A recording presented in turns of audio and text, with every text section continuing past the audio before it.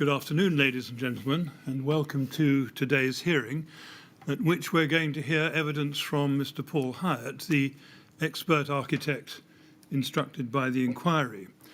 However, before we do that, in the light of the Prime Minister's announcement that the government intends to introduce a nationwide lockdown from Thursday, I think it might be helpful just to say a little bit about the inquiry's position.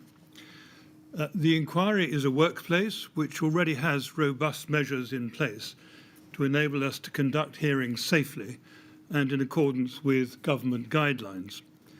That means we can continue to sit during the period of renewed restrictions. Of course, depending on how things develop, there may come a point at which the position needs to be reconsidered.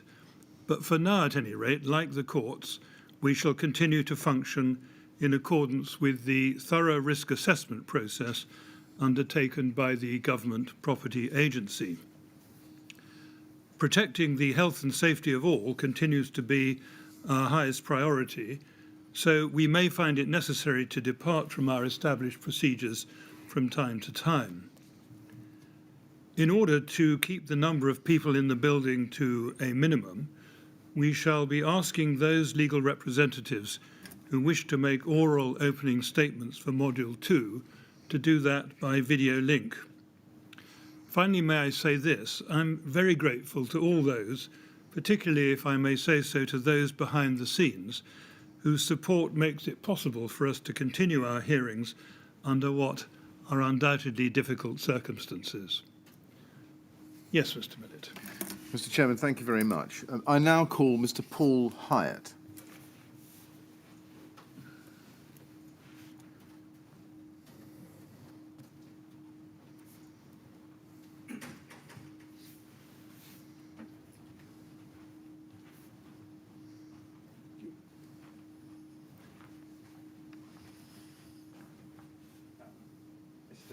If I can ask you to repeat after me.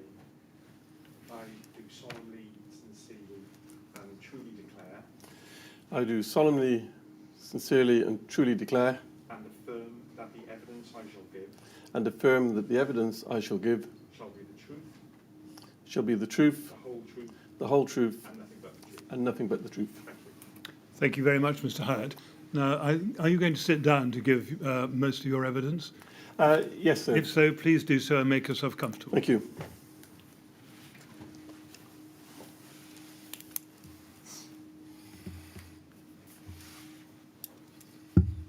Yes.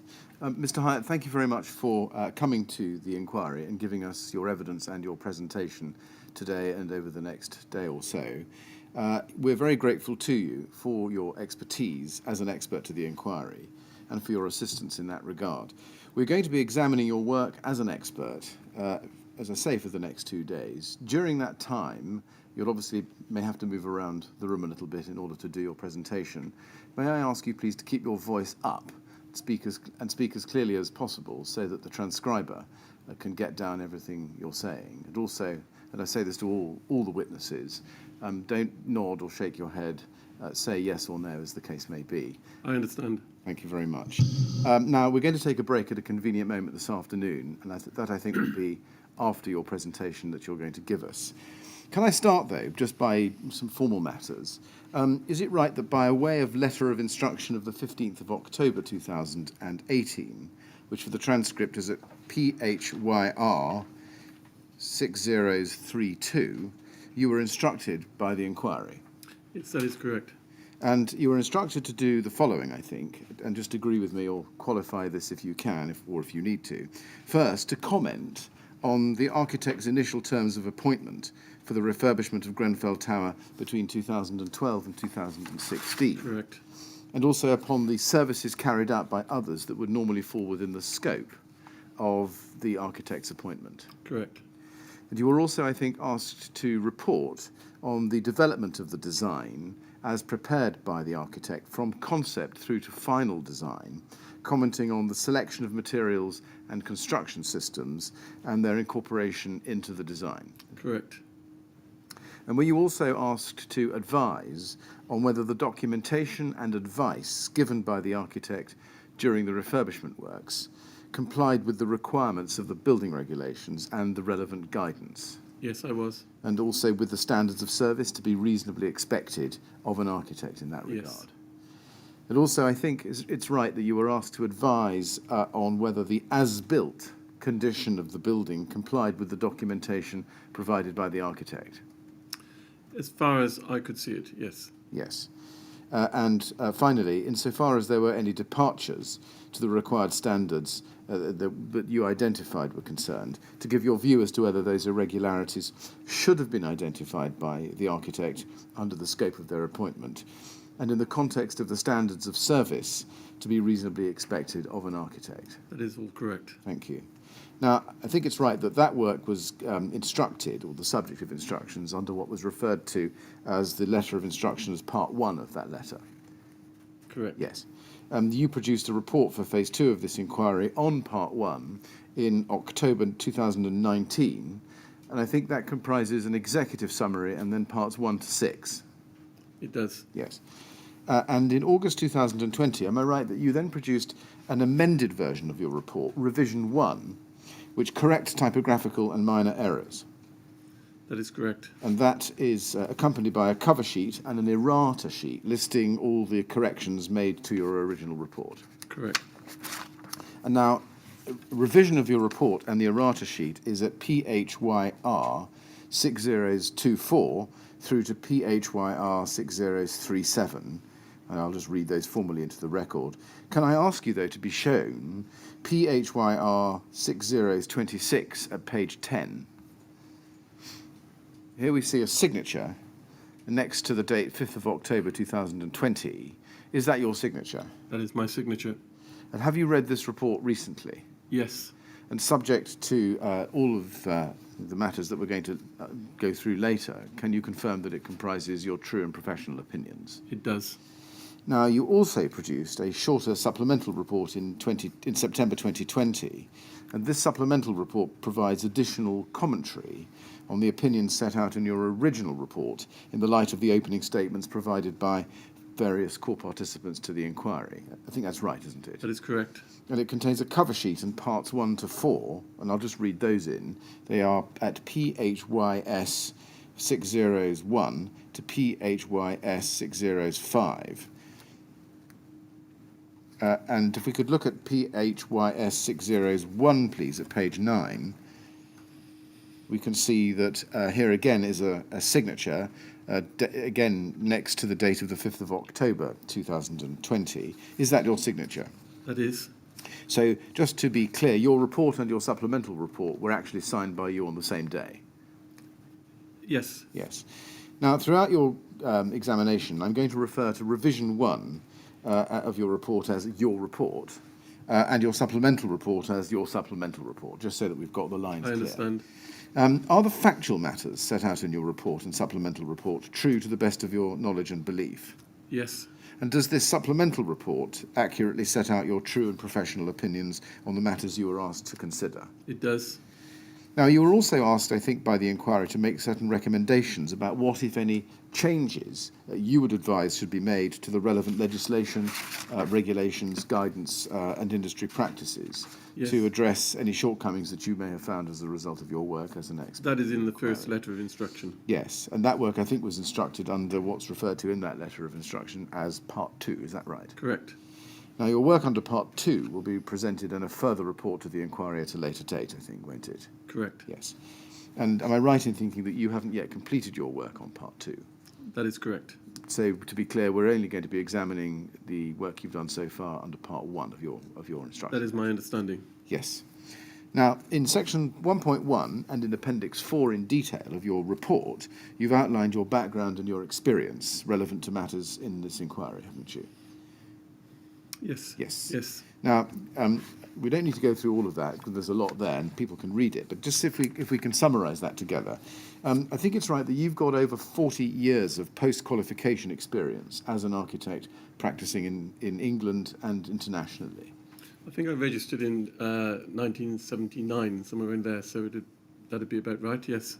And is it right that between 2004 and 2020 you were a principal at HKS Architects? That is correct. And is it the case that HKS Architects is an architectural practice operating out of offices in London and internationally, and provides a broad range of architectural services across a wide variety of building sectors? That is correct. And you'll remember, I think, of the Royal Institute of British Architects, and held the office of President of the RIBA from September 2000 until August 2002. Correct. And you're retired, I think, from HKS already, and that happened in June this year, I think. That's correct, yes. Yes. And you now run a consultancy advising on architectural services, I believe. Correct. Now, before you were the RIBA president, you were, I think, an RIBA council member responsible for architectural education for some 4 years or so. Yes, the title was Vice President Education. Right. And were you an external examiner at various universities? That is a separate aspect. As Vice President of Education, I was involved in validation visits to schools of architecture in the UK and around the world. But quite separately from that, I have been appointed as an external examiner for parts 1, 2 and 3 at various schools of architecture. Right. And did you report to the Burton Review of Architectural Education? I did indeed. And then act later on as a deputy chair to the Stansfield Smith Review of Architectural Education? That is correct. And I think I'm right in saying that you're also an honorary fellow of the American Institute of Architecture, the Royal Society of Architects in Wales, and the Chartered Association of Building Engineers. Correct. Now, before I ask you any detailed questions, you've prepared a presentation, I think, addressing the principal features of the as-built design of the external facade of Grenfell Tower, and the features of your indicative approach to the design of that facade, as set out in section 3 of your report. That is correct. Now, your presentation is going to be given by a reference to a scale model of the as-built condition of a typical bay of the refurbished tower. And that model has been built by Piper's model makers, hasn't it? Yes. Yes. And Mr. Dominic Hayhurst, who assisted in the creation of that model, is here to assist you in this presentation, as is Philippe de Paula of RTS. Yes, he led a very good team. Right.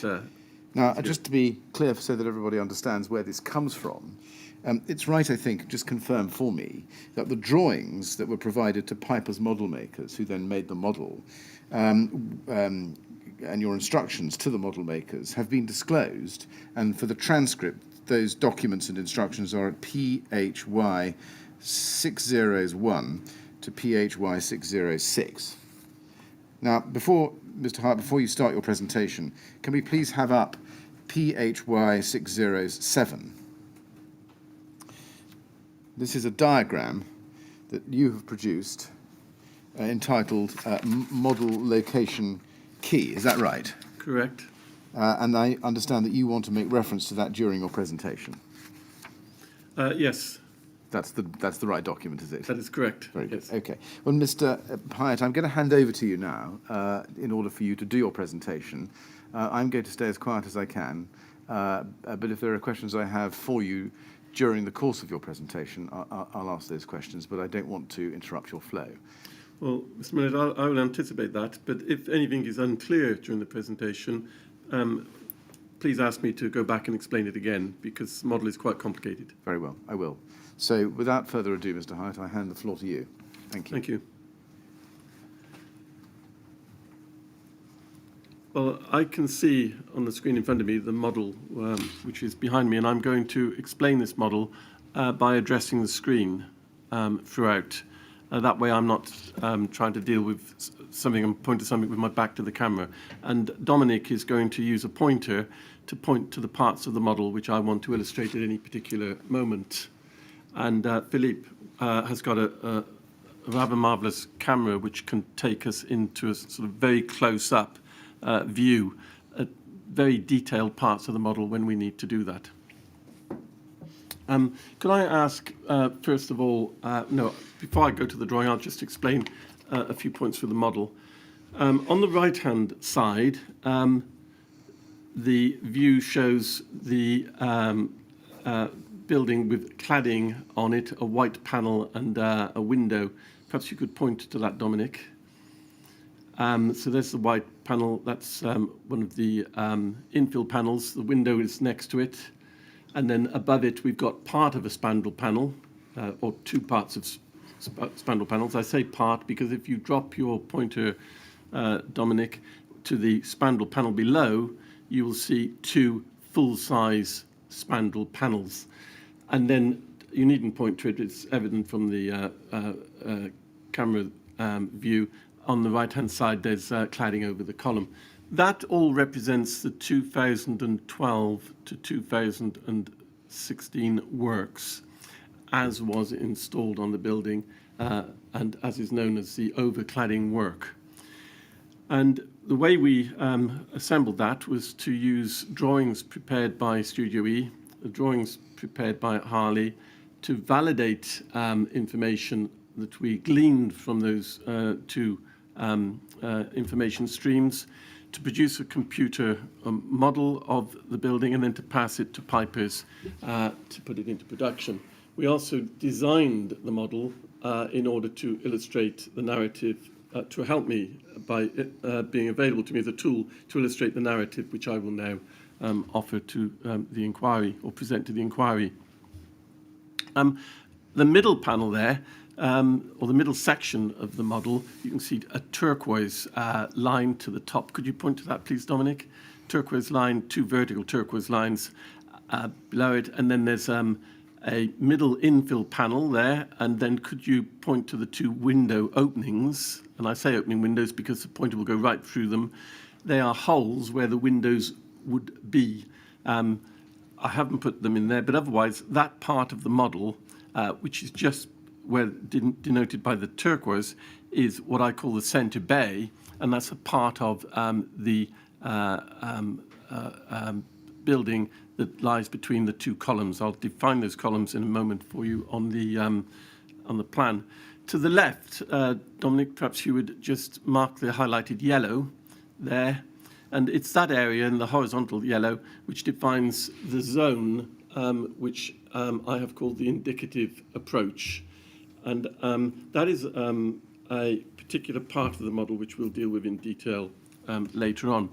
What you see in the form of the generally sort of stony coloured there facade is the original concrete external facade of the building, as would have been seen before any of the work was done. You'll also see there 2, 4, 6, 8, 10 little brass pins sticking out of the concrete. They weren't in the original building, and they are model makers' devices for hanging what we're going to show later on. So if you would, I'd ask the inquiry to ignore those. Could you please now point to the vertical slot between the spandrel panel and the column, and take the pointer from the top to the very bottom? Please imagine that the yellow is not there. That slot existed in the original building and is, for want of a better term, it's an architectural device to allow the columns to be expressed and readily seen and understood. To the left of the column, that same column, please point to the top and the bottom parts of the spandrel. To the left of it, no, over the other way, round the column. That's it. That's there we are. That spandrel panel there and the one below, that's part of the adjoining flat. We'll look at that on the plan in a moment. And that's part of the adjoining one-bedroom flat. This is showing a facade, east facade, to a two-bedroomed flat. Could you now run the pointer down the vertical chases, I've called them, but tracks might be an easier term, down the column. They were on the original building, and they are, again, an architectural expression. They become very important later on in this narrative. And then there's a horizontal track there as well, which you can show. That's it. The yellow pieces that are in those tracks or slots, they will be featuring later because they're part of the indicative scheme. They were not on the original model, and I will explain why they're there later on. But I wish at the moment to move to the right-hand part of the model to explain that in more detail. But before I do, could you please point to the dotted line that has been painted on there? That dotted line represents the floor level of the flat above. So the concrete floor, which divides this flat from the flat above, spans or stretches from the turquoise line there. Point to that, please, Dominic. From there to the dotted line. If you can imagine that, that's a concrete floor that runs the whole way along on the floor above. We haven't drawn it on the floor below, but the same arrangement would exist there. And that's important because that concrete floor represents the top and the bottom compartment of that flat.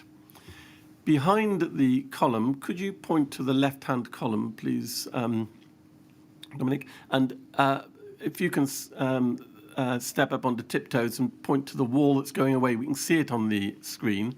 That wall divides the corner flat, which is shown here, the two-bedroom flat from the adjoining flat, and that is a compartment wall which comes into the back of the column. So that column has a compartment wall, there's a compartment floor below, compartment floor above. There's no compartmentation on the right-hand column because it is a corner column. Right, before we move on with the model, I think now I'd ask for the drawing to be put up on the screen. And this, if you don't mind, I'll pour a glass of water as well. This will help us to orientate ourselves on the building. Mr. Millett, if you don't mind, I won't go into great detail about the way the building's arranged. I'm sure you'll have questions that are relevant to me later on in that. But suffice it to say, this is the east elevation. There are two intermediate columns you can see on that elevation and two corner columns. Between each of the columns is a flat. So on the right-hand side, you can see a little box that has been drawn about at level 4, and that little black box you can see on the plan to the right-hand side. And that shows the part of the building that is being illustrated by the model. So there we have a two-bedroom flat on that corner. We have a two-bedroom flat on the other side of that elevation, and then in the middle between the two central columns is the one-bedroom flat. And on the plan, it will be evident that there's a series of numbers, flat 5, 6, a little bit out of focus, but 1, 2, 3, 4, 5, 6. And you can see there that the flats 5, 6, 2 and 3, flats 5, 6, 2 and 3 are two-bedroom corner flats, and flats 4 and 1 are one-bedroomed intermediate flats, I've called them, and then you can see the staircase and the pair of lifts there. The corner flats are replicated up the building, so the flat above flat 6 is identical and below likewise, and the other side, flat 5, is the same as flat 6, but it's what we call handed. It's a mirror image. And in the bottom of flat 6, or the lower part of the drawing there, you can see the kitchen area, and the words flat and 6 are written onto what is the living room area, and to the left are the two bedrooms to that flat. In the box that has been drawn there are two columns. There is a corner column, and there is an intermediate column. The corner columns were larger than the intermediate columns, and it can be seen from that plan that we have 3 intermediate columns on the north elevation, 3 on the south, 2 on the east, and 2 on the west. They're all identical in size. I do apologise. Am I going too fast for the stenographer? No. The 4 corner columns, larger than the intermediate ones, they are also identical each with the other. And so we're going to be concentrating for the next part of this presentation on the model that represents the area of the building that is within that box. And before you take it off, I'd just like to ask the inquiry to remember that when I refer to column A5, I'm talking about the corner column at the top, and B5, I'm talking about the intermediate column beneath it, both part of flat 6. And these designations have come from Dr. Lane's report. She very helpfully set out a grid. I don't know where she got it from, but she set out a grid. So if you look at the top of that drawing, starting at flat 5 corner column, you've got A1, then A2, A3, A4, A5. And then at the bottom, next down, sorry, you've got B1 through to B5, C1 through to C5, and D1 1, 2, 3, 4, and 5. That just helps us orientate ourselves always as we go. And when I refer to A5 or B5, you'll know exactly where I am. Could we now return the camera to the model? At this stage, before we look at the right-hand part of the model, I'd just like to ask Dominic to please touch the infill panel in the under the turquoise, Dominic, if you would. That is a part of the ribbon window system which had an infill panel installed externally. The part that you see there, which is solid, is a lightweight form of a preformed concrete panel which was brought to the building and connected to the top of the spandrel panel and bolted to the concrete floor above it. So that formed the inside wall to the building, for want of a better term, and between there and the outer part there was a cavity. Now, again, before we move on to the model, could you point to the part of the window that is to the right-hand side, closest to you, Dominic, on the adjoining flat? That's it. That window has been constructed by the model maker as a replica of the original window in the building. And you will see that the windowsill there, could you point to the windowsill? It sits at the top of the spandrel panel, which is an upstanding piece of concrete poured in situ. It sits at the top there, at the back of the chamfer. So the face of the concrete panel comes up and then it chamfers, it tilts back in again and meets the window. And this is going to be very important to this presentation. So the original windows were set back, and as we know from previous evidence, the windows that were installed as part of the 2012-16 work was set forward of that position. Underneath the spandrel panel, you can see a combination of windows and infill panels, and that would be to the flats below. I think that's all I need to say about that part of the model now, and I'd like to invite Philippe to lead the camera team to bring in another camera angle, which I think is the camera up there, and that will look at the edge of the new addition to the building. I'll just wait for that to come up on the screen. Yes, can we change the camera angle? No, it'll be the other way. We want the other camera.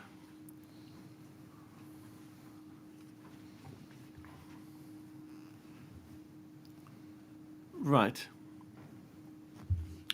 If we could, if the camera could follow the pointer, and if you could first of all cast the pointer slowly from the top to the bottom, but let me speak and follow the narration, please. At the very top there, we've got part of the turquoise, which is part of the RS5000 insulation that's adhered to the concrete panel, or fixed to the concrete panel, I should say, above the horizontal cavity barrier. The yellow part next, down, the yellow part is the edge of the cavity barrier itself. You can't see it here because of the black shadow line there, but the face of that, the outside face of that, is actually black, and it's made of an incandescent strip, the purpose of which is to expand if it's subjected to heat, and in expanding, it fills the gap up to the back of the cassette. It was important that the horizontal cavity barriers did not touch the back of the cassettes because a rain shield system does have water penetrating it, and it's important to let the water drain through the building. If you could move on down, we've got another piece of turquoise there. That piece of turquoise, again, fixed to the building, and we're going to need to go very carefully now. Could you please point out the angle shelf that was fixed to the top of the ribbon window system? The pointer is at the top of it now, so there's an aluminium shelf angle that's bolted to the structure, and then a horizontal part of it comes out at the base, just at the window top. The pointer is on it now. So that comes out there. Could you now go down to the one below on the spandrel panel and show that one? There's another one down here, and could you start at the bottom of it and then take the camera up? There it is. And that comes out, goes up to the top, and then that comes out horizontally. And then down to the very bottom, you can show the next one. And if you hold the camera just there, you can see a replication of what I was describing at the top, which is the turquoise edge of the RS 5000 installation and the cavity barrier at the lower level. The way in which the cladding was fixed was by hanging it, and it literally does hang, it's not bolted, it hangs, over toggles that run between the channels that are affixed to the brackets. You can see that arrangement there. Now, we thought that this was all getting a little bit difficult to show on camera like this, so I'm now going to ask Dominic to assemble the building as per the 2012 works before us, and I will narrate that process. So, evidence given to this inquiry by the cladding subcontractors describes the order in which this work was done.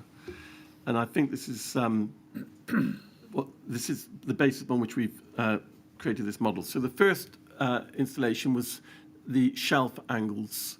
Could you fix those, please, Dominic?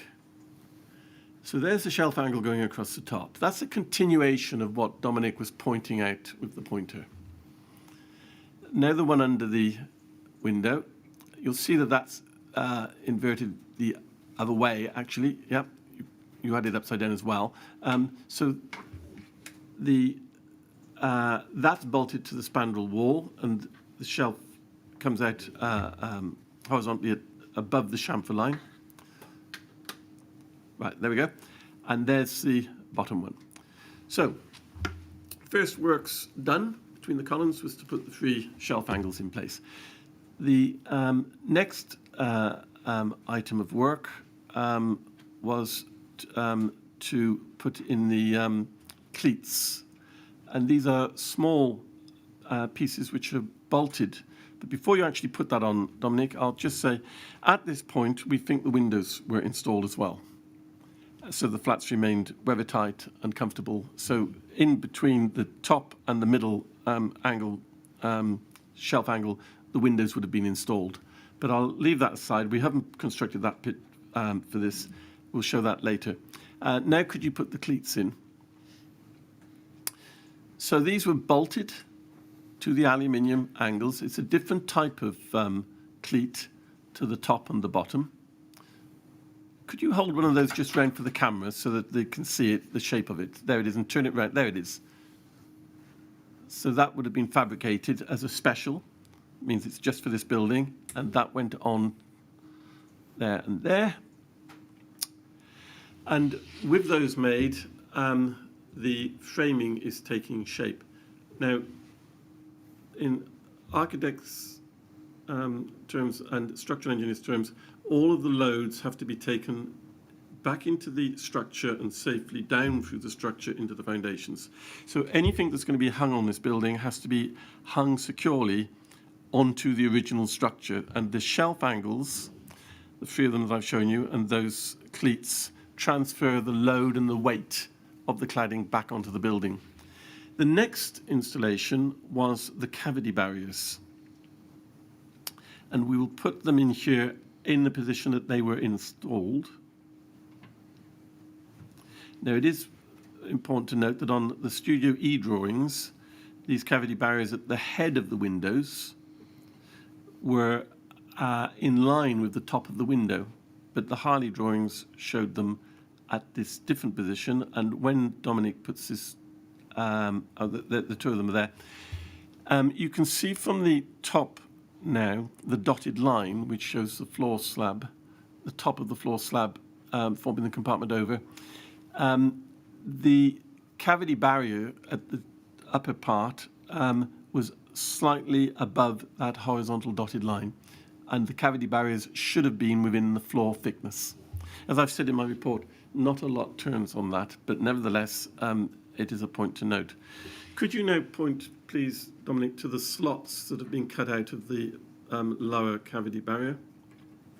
You'll see here that the fixers cut through the intumescent, understandably, and they cut back into the cavity barriers and created slots ready for the vertical channels to be installed. Now, I haven't got vertical channels for the columns here or going all the way up the building. I'm just going to show it in that area under that window. But the assembly involved putting in those vertical channels. But before they did that, they installed the insulation. So could you now put the insulation in place? We don't quite know what sizes of insulation panels were cut. It doesn't really matter for the purposes of this. They would have cut them to suit the work pattern, but the point was they had to maintain a continuity of insulation all of the way across. So here we have the Celotex insulation being installed, and then the next three smaller pieces go under the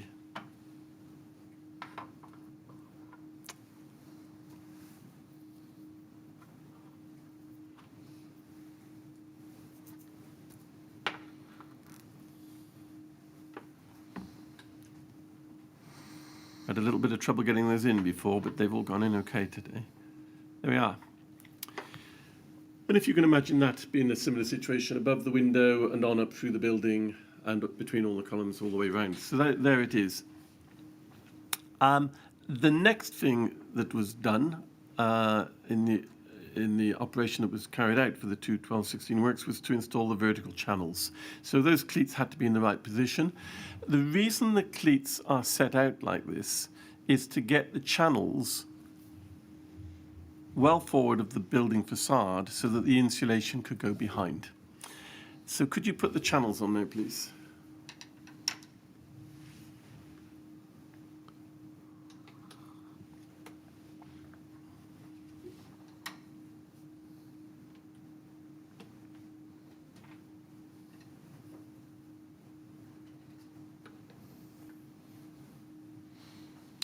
So there we have it. And I would ask the inquiry to just simply take that as an indication of what is underneath that those ACM panels on the right-hand side. That's the assembly that then receives the panels hooked on. And could you now hold in the direction of the camera? We didn't rehearse this bit, Dominic, but could you just hold one of those panels edge on so that the inquiry can see the form at the edge of the cassette that would allow them to be hooked on? There we are. So there's, and it's good to turn that right the way around. You can see it's got a raking shelf at the top. That's to stop birds landing and sitting on it. It's got edges and it's got a base. And at the very base, if you can just hold it there, you can just, can you lift it up a fraction and then turn it, because the turquoise behind it just shows it round the other way.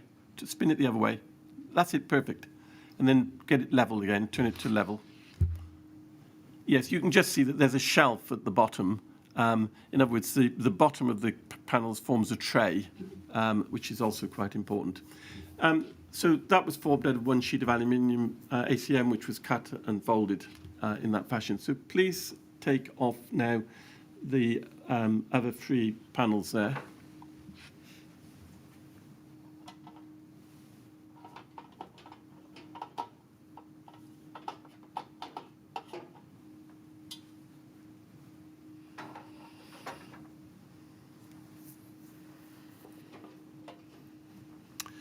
And you can see that has exposed the arrangements that I had just previously described, albeit in this instance now with the infill panel, the front face of the infill panel in position. The left-hand infill panel shows the backing wall, the white on the right. Could you point to the white one, please, Dominic? The white on the right is the aluminium infill panel, and then point to the window further across. There's a complete window which forms the corner window in the lounge. Now, I'd like you to take the pointer, Dominic, and run it along the top of the window system there. That area there is one that Dr. Lane has pointed out as being so important in relation to closing the edge of the window openings. And ADB2 calls for the edge. So could you run it along the bottom of the window as well, please? And you can see here that at the bottom of the window and at the top of the window, we have no cavity barriers. We know all this, of course, from the drawings that have been presented in the past, but this is a three-dimensional representation of it. Now, could you, before we take the corner cladding off, I'm going to get some steps, and we have a close-up camera which will enable us to show what's happening on the corner. But before we do that, I have a little tiny model here which has been prepared to explain what is going to be shown by the camera on the corner. May I use this? Right. I'll wait till it comes. Here we are. I can see it on the screen myself now. This represents the corner condition, or the nose is a better description, on each of the intermediate columns. This is one of the intermediate columns. The corner columns to the building had two very similar arrangements to this, but this is an intermediate column. And what you can see here is the outer line there represents the aluminium cladding panel, which is hung by hooks. And here is the other one. So that's one panel. And then all of that is another panel. And they were mounted onto this vertical channel. So this is like the channels you saw going up and down the building. And I've called this a channel. There's the channel, structural channel, that is fixed by a leg coming off the back of it. And then it's not shown by this model, but via brackets, which is that one and that one and that one, they fix back onto the column itself. So if you'll allow some artistic license for that, there's a column down beneath here. But this, I've called these wings to the channel. They go all the way up the building, and these would have been very long pieces. I don't know how long, 2 meters, 3 meters, maybe even longer. They would have gone up the building, bolted to the concrete column via this structure here. And this is all very important because I'm going to take this very slowly because it's quite difficult to grasp. These lines here, these two lines here, represent the bottom upturned edge of the cladding cassette panel, or the cassette. So if you remember, I showed you when Dominic turned one of those panels around that the bottom of the tray, the cassette, turned up. So here's the front face of the cassette. It's got a bottom because it bends down underneath, and then it turns up for just 20 millimeters or so. And that is fixed to the wing of the channel that itself fixed to the building and carries the load down. Along here, backing up to the concrete build of the building, was the cavity barrier itself.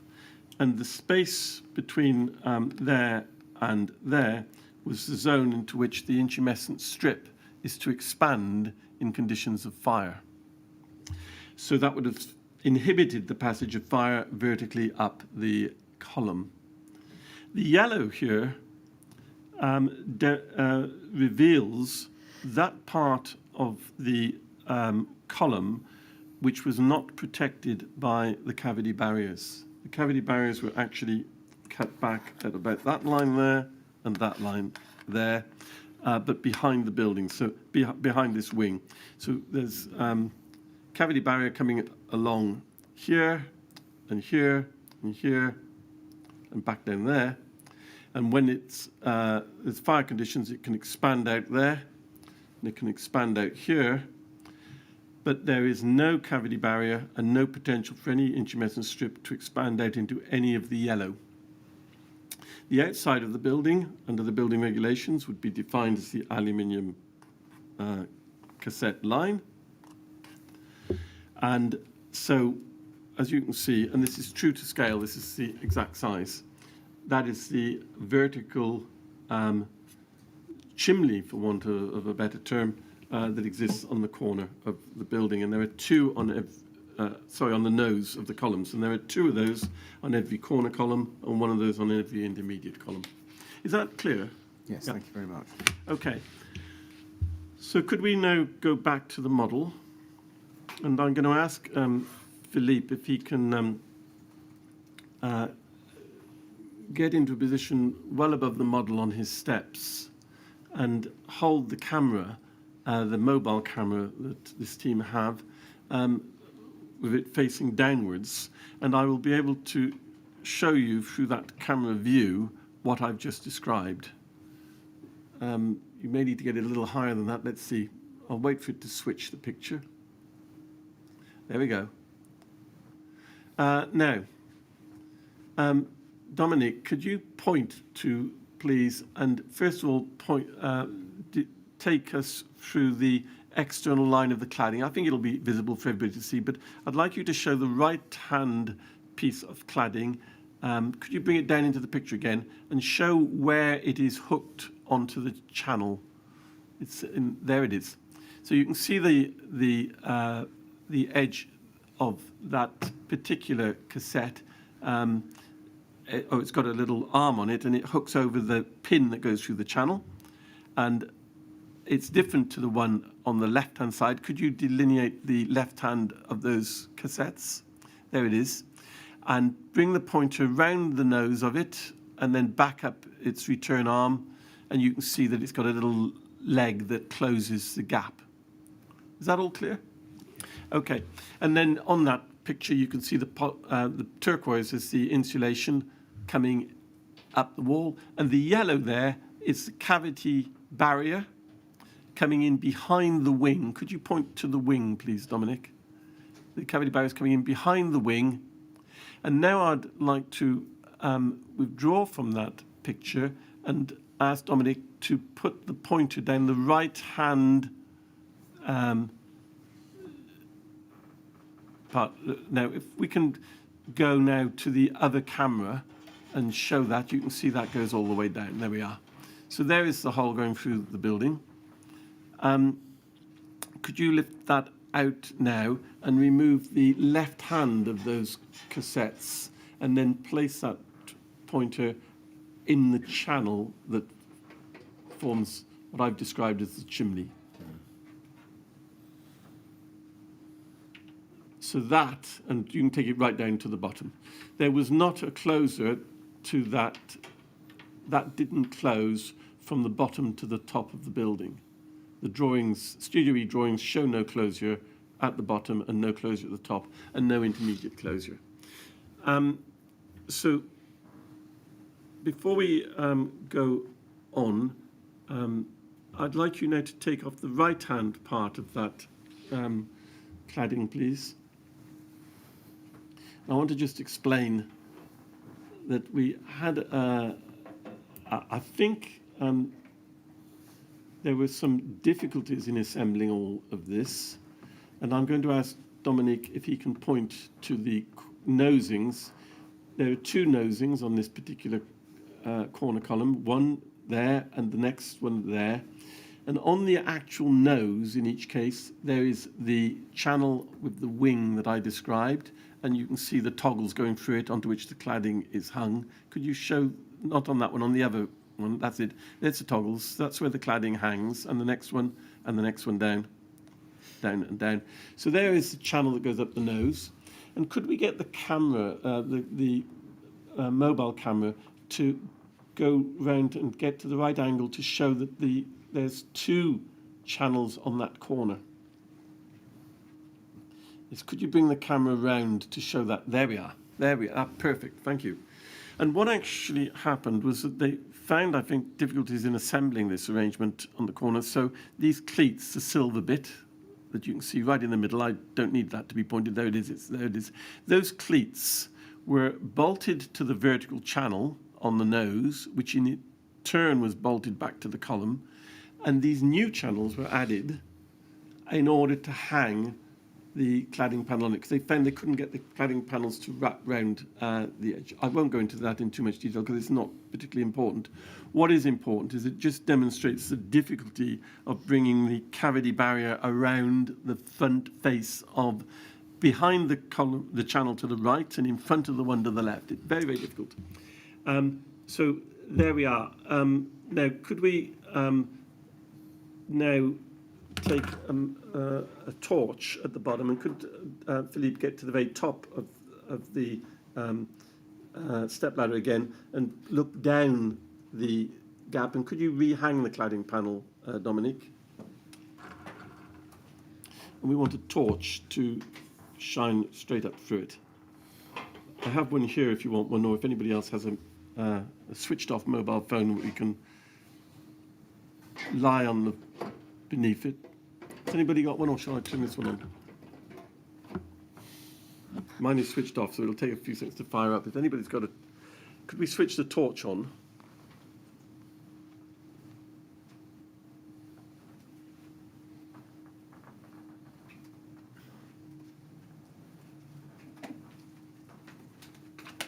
Yeah, here we have a torch coming. Dominic's got gloves on, so he can take that torch from you. Dominic, could you take the torch with your gloves? Sorry, I've got my phone. Oh, you got one, okay. And I think that you can look down here and we should be able to see the light right through the bottom coming all the way up.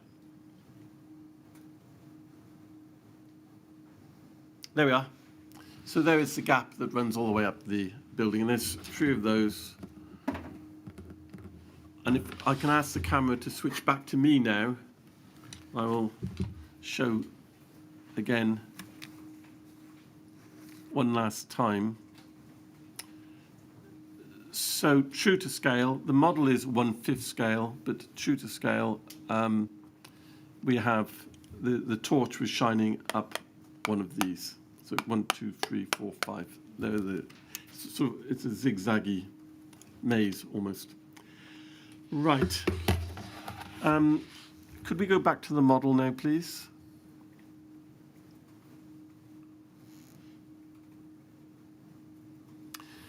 And I'm going to ask you to remove, we won't be taking cladding off and on too often, but we needed to for this bit. Could you take the vertical cladding panel off adjoining the window now? That's the only one you need to remove. Thank you very much. And I'm now going to ask Dominic to go to the back of the model. So at this point, we're going to remove the screens so that we can actually see the model from the other side with the mobile camera and with a camera that's up. Now, I think if it's acceptable to the inquiry, we'll put the screens on the front of the model because it will help the view from the other side. And could we switch the other camera on that gives us a view of the back of it?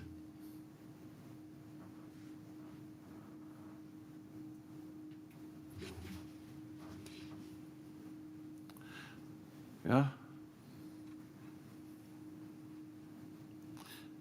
Could you move the other screen as well? Okay.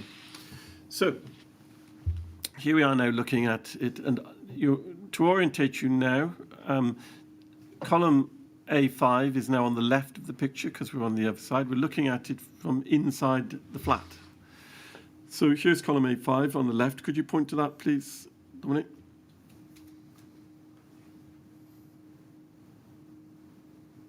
No, that's B5.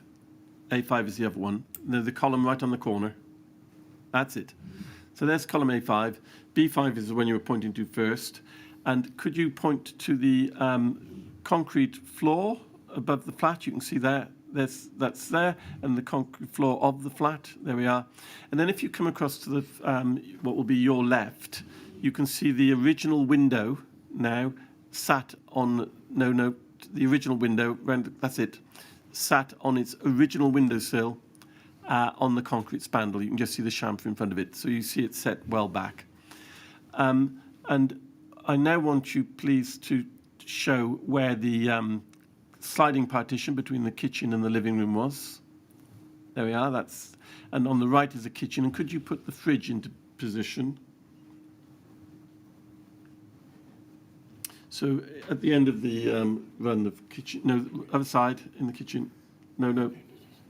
There we are. Up against the wall on the right. No, not on. That's it. Right back against that compartment wall. Turn it round. That's correct. That's perfect. Thank you. So there is the fridge in the position that we believed it was in from photographs at the time of the fire. And under the windows, there is, you can see the white under the 3 windows there. That was insulation, very thin insulation that was on the inside of the solid concrete walls. And there's similar to that on the soffit ceiling. You can just see it to the left. If you could point to it, Dominic, it's the very left-hand window again, and it's the white bit at the top. No, the window on the side of the building. That's it, it's the white bit at the top. There you go. That was the insulation that protected against cold penetration deep into the structure. Could you now take out the 3 window linings? The window linings that we're removing now are the ones that represent the 212-16 overcladding works. They're the plastic window linings. And we can now see, I think a camera will go in close up again for us, and you can see some wooden strips around the sides and the sills of the windows. Perhaps you could point to them, Dominic, and then the camera will pick them up. There we are. Those wooden strips were the ones that held the original window sills in place and the original linings to the side and the head of the window. And they were left in place in most cases, as far as we can see. And the new plastic window linings were fixed onto them and packed onto a combination of Kingspan and Celotex products around the sill, head, and jambs. Could you now take out the left-hand strip of packing? There's a piece of packing that's been made by the model maker to be removed. These were just put around the windows, and I'm now going to ask you to, one of you to stay in the back side of the model, perhaps Philippe, and the other, Dominic, to go around to the front, and perhaps we could switch up to the overhead camera again so that we can see what Dominic is doing. Philippe's camera will come on in a moment. When the overhead camera has got Dominic, I'll ask him to remove the piece of insulation. There, it's got you now, Dominic, so could you take out the piece of insulation on the column? We've made that section removable. You can see the old column underneath it. And I would now like to view from inside. There we are. You can now see the gap that existed between the concrete column and the window frame. Bearing in mind the window frame was installed, the new window frames, I should say, the new window frames were installed further forward, further out from the building than the old ones, and they were therefore forward of the part of the column that the wood strip is fixed to, and there is a gap up the jamb that is as wide in some cases as 120 millimeters, as measured by Dr. Lane, but also measured by us. And that's from top to bottom. And so there's a gap on top to bottom of all the windows, varying in its size out to 120. Well, the worst we found was 120. So a fire inside the apartment has a route between the column and the window frame, as well as out through the window. Could you now show that from outside? And I think we can safely put the panels back now to assist the viewing. The screens, I should say. How are we doing for time? Is this okay? While that's going on, I'll just ask you, Mr. Millett, in terms of convenience for the inquiry, with this part that's coming up finished, I will have a natural break at that point because we will have finished with the right-hand side of the model and we'll be going to the indicative scheme. Is that a point at which you'd wish me to stop or carry on? I think you can probably stop at this point. I have a question for you, Yes. and that is whether when we look at, if we can have the camera back on the front side of the model, I can ask the question so that those listening to it can understand it.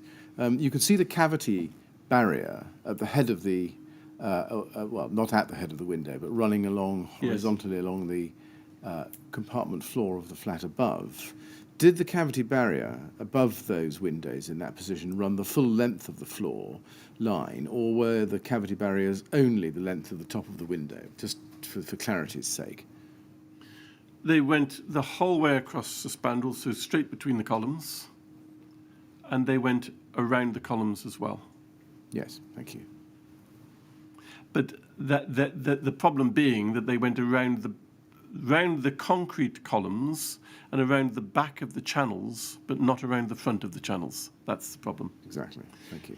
Could we now then ask Dominic to, well, first of all, could we ask the camera, Philippe with the camera, to get an angle looking from the front through the gap at the right-hand side of the window.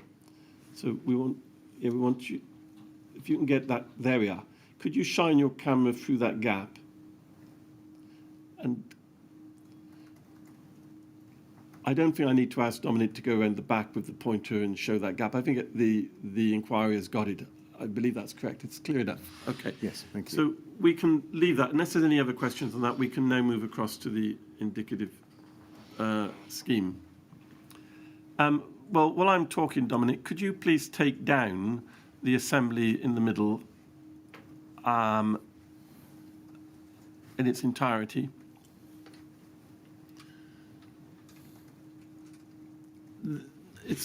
While he's doing that, Mr. Millett, I'll explain, if I may, that I developed what we've called the indicative approach. I occasionally slip language and call it an indicative scheme, but it's an indicative approach.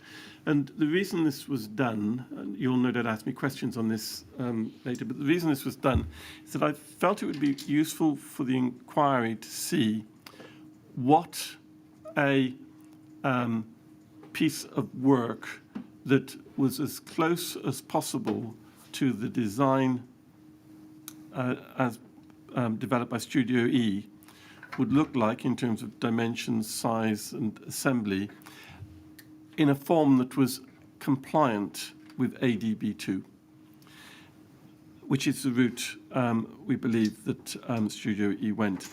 Now, I'm certainly not offering this as a finished design. It's not. There would be a lot of work to do with it.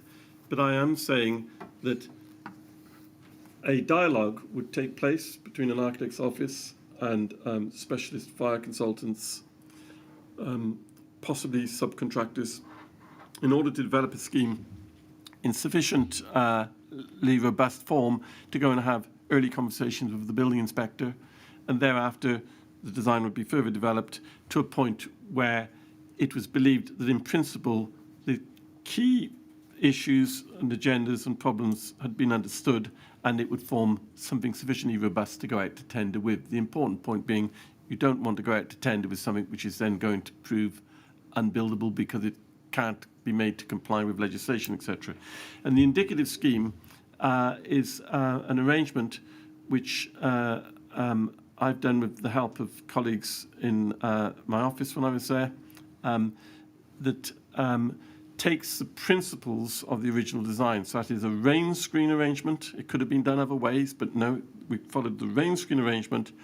Insulation onto the outside of the building could have been put onto the inside, far better on the outside. I can talk to that another time. So insulation on the outside, rain screen system, and then most importantly, a U value as good as could be achieved. This is the amount of insulation that the building will have, and this is what's going to keep the building comfortable, keep the heating bills down. The building needs less cooling in summer, less heating in winter. best place for the insulation is on the outside. So we went for insulation on the outside, same as Studio E, all that was right. And we aimed for the 0.15 U value, which was, it's been described as an aspirational U value. It's a very good U value and laudable, really. To their great credit, the design team, Fordham's and the architects, pursued a 0.15 U value in the belief that they would be future-proofing the building for a long time to come, because it is anticipated that legislation will require ever better U values. So they took it to what was considered to be an optimum, 0.15.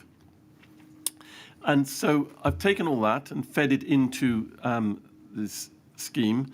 And I'm going to ask Dominic now to, while I do that, while he's doing it, please bear in mind the yellow strips on the column, top and bottom, and the little one in the middle. They'll come up in the conversation in a moment.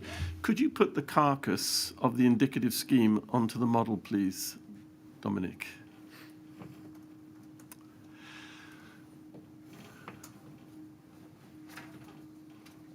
That's why those pins are in there that you saw, the brass pins. They hold these parts that go on. There we go. Right, that's safely there? Yep. Okay. So you'll see a preponderance of yellow here as opposed to turquoise, and that's because all of the yellow is mineral wool. So we have no polyisocyanate here at all. It's all mineral wool. And so we've got mineral wool cavity barriers, which are mainly behind, horizontally behind the black strips, and vertically that you can see one. Could you point to the vertical cavity barrier, Dominic? There it is. And the mineral wool insulation, you'll no doubt ask me questions about the calculations of that, but that had to be thicker than the PIR because it's a less efficient material. So the mineral wool on the spandrel panels was set at a thicker, greater thickness than the polyisocyanate turquoise, and around the columns it was also thicker. That meant that we had to have bigger cleats. Could you point to the cleats? Bigger cleats. Sorry, the cleats had, yes, the cleats had to be bigger, and the vertical channels had to be further out from the building. If you can show that vertical channel, there it is. And we then installed the horizontal cavity barriers where they should be. I'm now going to ask for the camera to come in at an oblique angle onto that indicative scheme. There we are. Thank you. That's great. When you, may I interrupt you with a Yes. question? When you say that the cleats had to be bigger, do you mean they had to be deeper to accommodate the greater volume sorry, you are of wool? Mineral. my poor use of language. They had to be deeper to support the rails further out. If you remember earlier on, I said the entire weight of this structure has to be, weight of the cladding has to be taken back through the rails, through the vertical rails, through the cleats, through the brackets, into the building. Yeah. So they had to go out further. You're quite right. I'm very sorry. No, thank you. Bad use of language. Could you now show, please, the horizontal cavity barrier over the window? There we go. With its intumescent strip. And could you point to the part of it that returns onto the building? There it is, going right back into the building. And it goes, and then the yellow insulation above it is cut to fit afterwards. Could you point to the bracket, the continuous shelf bracket that supports the all of that arrangement? There it is. So there's the shelf bracket. And then we get a cut right through the window, top and bottom. And then could we go down to the horizontal cavity barrier under the window? Now, that one I would try and get higher if I could. And this is all for discussion with the manufacturers and with the building regulations officer. But I would try and get that cavity barrier a bit higher. But you can see a sort of trapezoid-shaped piece above it. That's all mineral wool, limited combustibility, packing any gap that is above the cavity barrier if one exists. Could you go to the mineral wool that's behind the angle cleat that's supporting that? There it is. That looks like it's serrated at the edge there, but that would just be following the line of the chamfer, and that's mineral wool that would be packed in behind and beneath the window sill once installed. Mr. Hyet, I'm so sorry to interrupt you again. You said mineral wool limited combustibility. Is that correct? Or should mineral wool be non-combustible? Non-combustible, I beg your pardon, yes. You're correct, I'm wrong, yes. Yeah, thank you, yeah. And then we got the angle there, and you can see the mineral wool below the cavity barriers, between the two cavity barriers that run along the spandrel. I'm now going to ask that we go out to the nose of that column. I'm so sorry to interrupt you again. I really don't want to interrupt your flow, but this anticipates some questions I think we may come to later in your examination. Looking at the cavity barrier at the head of the window there in your indicative scheme, could you just point out for us exactly where the cavity barrier meets the shelf angle and the potential for a gap between the metal shelf angle there and the concrete? And also to point out for us how the cavity barrier there sits in relation to the blue line, the compartment floor above it. Is there an overlap between the two which is exact, or is there an area where there's no overlap? I think the model will do this well enough for us. We might have to turn later to drawings to show this, but I think the model will do well enough. The way it's been shown on the drawing in section 3 of my report is that cavity barrier, the soffit of it, or the lower edge of it, is slightly below the concrete ceiling line. Yes. And it sits on the top of the angle, the aluminium angle. The aluminium angle would fit tightly to the concrete, so I don't think there's much potential for passage of fire up between the angle and the concrete. But the angle, of course, has a relatively low melting point, and therefore itself cannot be taken as a cavity barrier. So there would be a discussion about that with the building inspectorate as the design developed, and of course with the fire consultant. It may be that an arrangement that was satisfactory could not be found, in which case that shelf angle would have to be reviewed and possibly take the form of something that ran into the underside of the concrete ceiling. There could be a revised arrangement, but that's the simplest. I think it would be possible to get agreement on that, but we'd have to look. Also, if it was considered that the cavity barrier was in itself too low there because it's below the compartment line, the obvious answer there is to put two cavity barriers, one above the other, in that position, and then move away with the insulation. Thank you. Okay. Can we now go to the nose of that? And I think we'll get a better camera angle on that one. There we are. That's perfect. Actually, I'm going to ask you to drop the pointer for a moment and move across and shift the other piece of cladding off so that we can get them both in the camera view at the same time.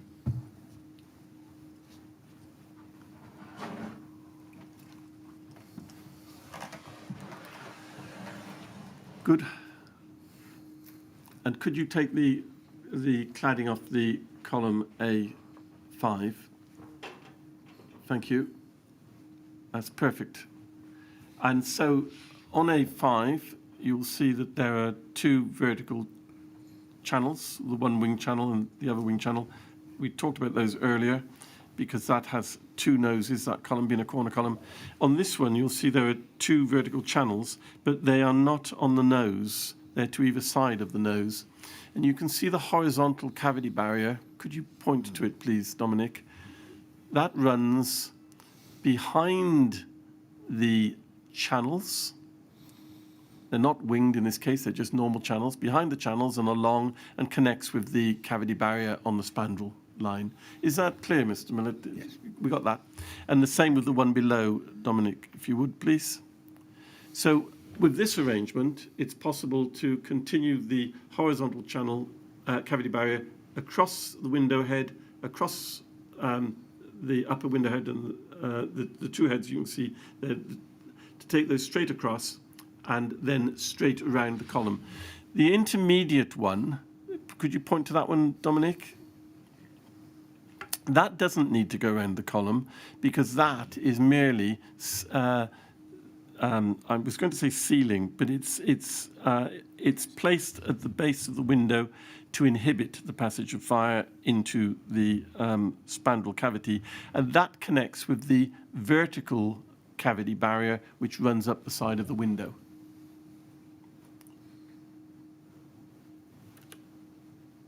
Now, Dominic just pointed to that cavity barrier. That is a cavity barrier which is on the compartment line, which is going all the way through the building. But between that and the window, there is more cavity barrier actually forming the seal to the edge of the window. Okay, now, with that done, we can put the cladding back onto that end. In fact, we should clad both sides of the building now and leave the middle portion free. I'm sorry, this will take a few moments now as this is put back together.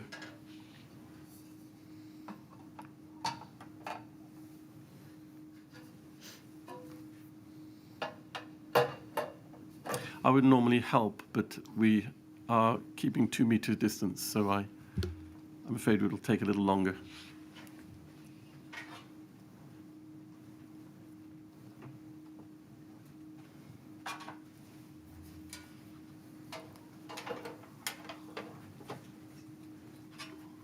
You can leave those 2 off if you wouldn't mind at the moment.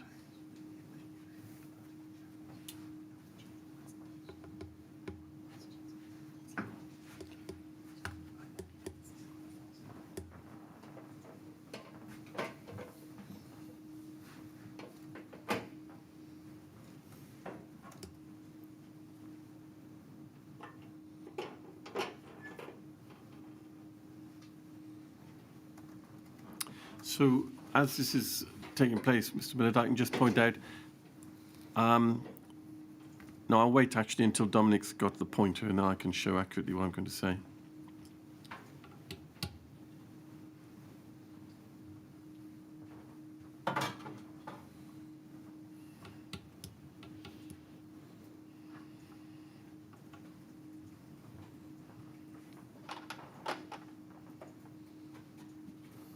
I would add at this point that the model, of course, doesn't tell us anything new. All this has been dealt with in evidence along the way.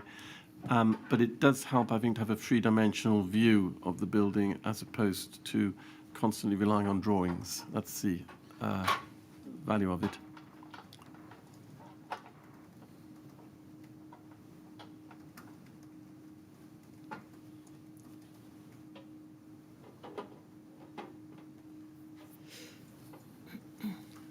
Right. So perhaps you'd put the centre carcass in now. We haven't seen this on the building yet. So this is a continuation of the 212, 216 overcladding going into place. You can see now the 3 windows, 2 living room windows and the 1 kitchen window and the 2 infill panels, which are white. And if you could clad that for me, please.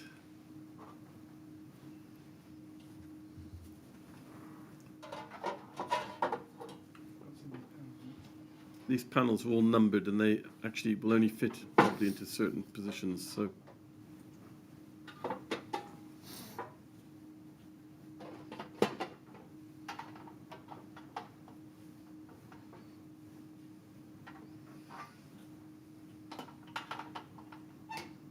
I do apologise for the delay. Not at all.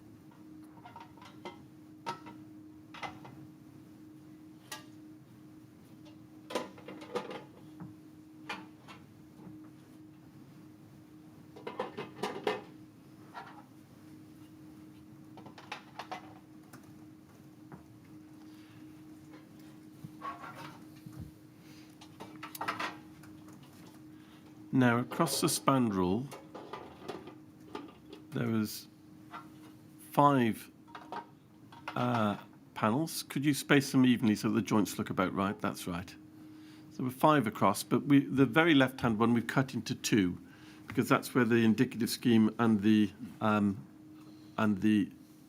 work as constructed meet. And I'll ask Dominic now to please put on the last 2.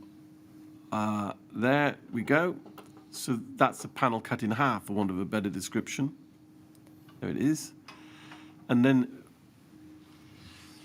when Dominic puts the last 2 panels in, which is the end of this presentation, we'll swing, I'll ask for the camera to come at it from an oblique angle, and you will see what I mean when I say that the cladding had to move out to accommodate the thicker insulation.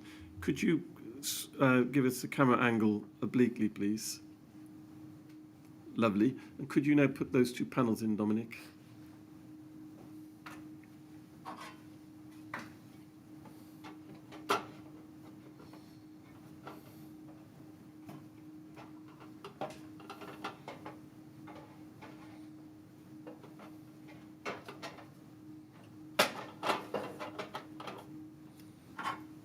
Thank you. So you can see that the indicative approach achieves an aesthetic very similar, but it would have been a thicker wall.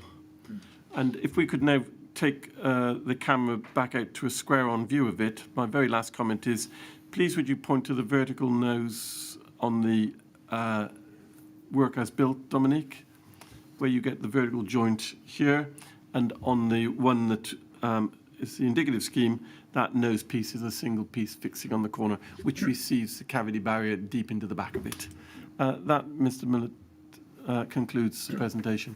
Well, Mr. Hyet, I congratulate you on a very clear and helpful presentation. We're all very grateful to you for that. There may very well be questions about the presentation in due course, but I think for the moment, it's probably time if we took a short break, Mr. Chairman. Yes, well, it was an excellent presentation. Thank you very much. And thank Dominic and Felipe for their part in it.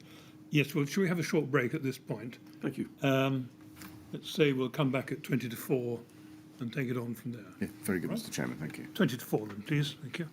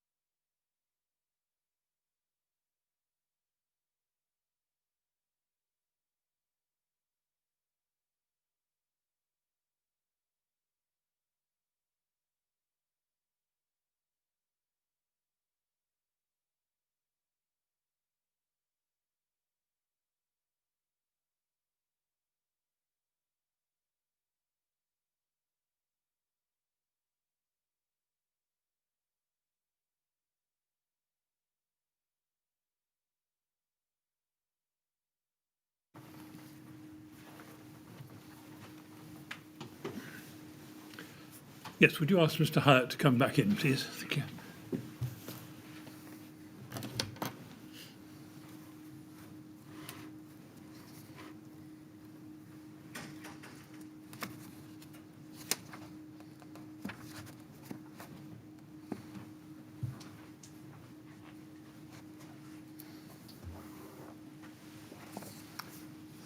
Right, Mr. Hyet, all ready to carry on? Thank you. Yes, I'm Good, thank you. Yes, Mr. Millett? Mr. Chairman, thank you very much. Mr. Hyet, I'm going to start my substantive questions to you by asking you about some of your experience, and in particular, your experience of overcladding residential buildings and your knowledge of materials used in the construction of the external facade at Grenfell Tower itself. Now, your CV doesn't indicate particular experience of overcladding buildings in excess of 18 metres in height. So can I ask you, what experience of designing or supervising work do you have? Such work do you have? in overcladding buildings. I have not been involved in an overcladding scheme. I've been involved in quite extensive, in terms of scale and size, and complex refurbishment works for municipalities, 2 of them in London. In terms of high-rise, my firm has been involved, and I was the partner who brought the work in and then stayed with it through to completion, visiting the partner firm that with the executive architects and seeing the buildings built on a good number of occasions. Some 12 or 15 high-rise, by which I'm talking about 35-storey tall buildings, residential, which I think had about 900, 1,000 apartments in them. So I've been involved in issues of escape and issues of planning and issues of construction at high-rise, but not overcladding of this kind. Right. Was HKS involved in aluminium and bronze cladding when working as part of a design consortium on the Optus Stadium in Australia? Yes, I was the partner who lived in Perth and saw that project through. Could you tell us a little bit more about the aluminium and bronze cladding aspect of it? Yes, that was a plank system.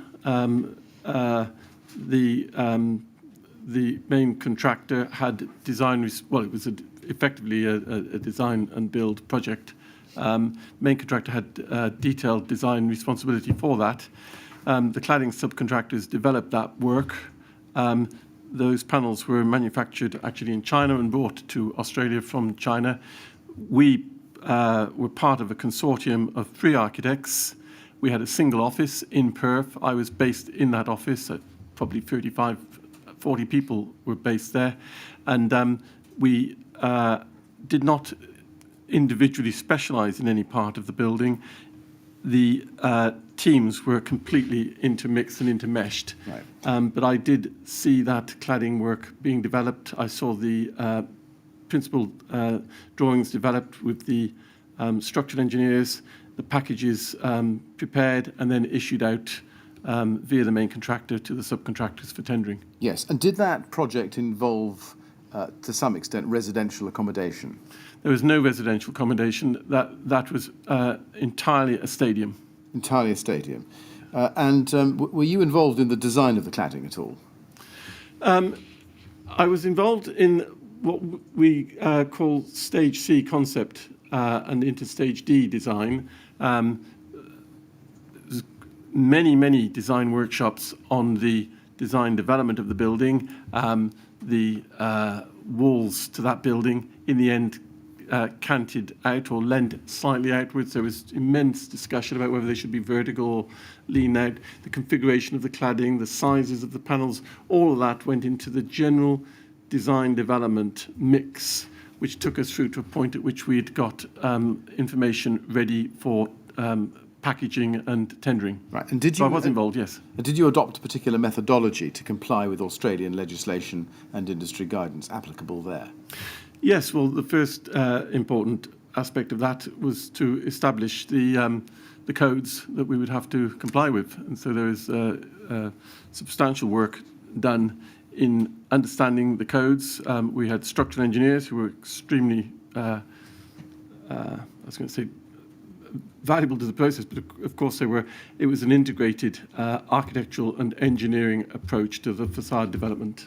And yes, code compliance was important from the beginning. Yes. And was the methodology on that project in any way similar to the indicative approach which you've explained to us in relation to the exterior facade at Grenfell Tower? I've not thought about that before, but I don't think it was, because the Optus Stadium, apart from being a stadium, a very different kind of building, the Optus Stadium was a new build, and with the Grenfell overcladding and all the other work on in Grenfell, we've got works for an existing building. So it's quite a different process, actually. Right. Were you involved in, well, let me ask you, was the indicative approach that you've identified here adopted in any other projects that you've worked on? I think it was probably an accumulation of experience across all the projects, but probably with an emphasis on refurbishment work, which I've done quite a lot, actually, in my career. And I think it's an amalgam of all of those things that informed my approach to this. So it's based on wide experience rather than specific projects? Yes, if you'll excuse the term, I think I sat down at the beginning and rolled my sleeves up and thought, well, how would I set about this one? I'm a trained architect. This is relatively new, and I set about it on the basis that it was another project that had come in. Yes. Were you involved in projects relating either to the Royal Stoke University Hospital or the Salford Royal Hospital or Hope Hospital? They're both projects that have been done out of the London office of HKS. I have not personally had any involvement at any stage with with either of them. Right. What proportion of your career over the past 10 years has been in private practice, and what proportion would you say was involved in education or academia? 98% private practice. Right. And have you been involved in a project in the last 10 years which was procured by way of or as a design and build project? Yes. I'm sorry, that 98% sounds terribly precise. I mean the bulk of it. I'm a vast majority. practicing architect, yes. Yes. So you have been involved in a project at least in the last 10 years which was procured as a design and build. Yes. How many do you think? Well, the projects that I've been involved in my recent career, well, all my career actually, but the recent one in particular, have been very large projects. The Optus Stadium was something like 5-6 years from beginning to end, and I was involved all the way through. But I was involved in a project in Copenhagen, which again was design and build, and most of my work has been design and build, seeing projects that we'd won through delivery to completion, and bids for projects, which could be in the form of design competitions and other forms of selection process. So those have been the two types. Right. But I've been involved in design and build work right through my career, starting in the 80s. Okay. And have you been involved in a project which required the application of approved document B, very specifically section 9, concealed spaces, cavities, or ADB section 12, construction of external walls? I have not personally dealt with those issues.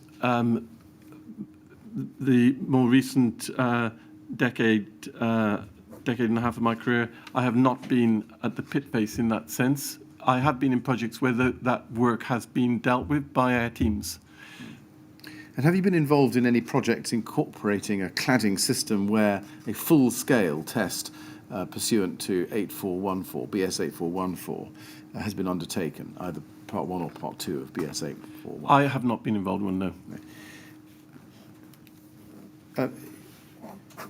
Now, can we please have paragraph 2.3.16 of your report, first of all, which is PHYS 602 at page 50.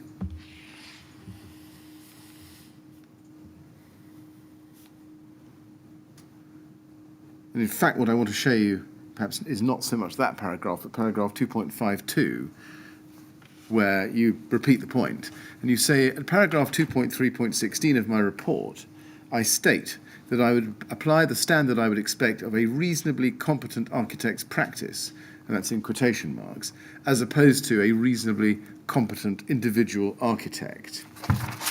Now, I just want to ask you about that. Do you agree, first of all, that in respect of organisational matters, such as the system of record keeping, assembling an adequate team, and so on, the appropriate standard would be the standard of a reasonably competent architecture practice?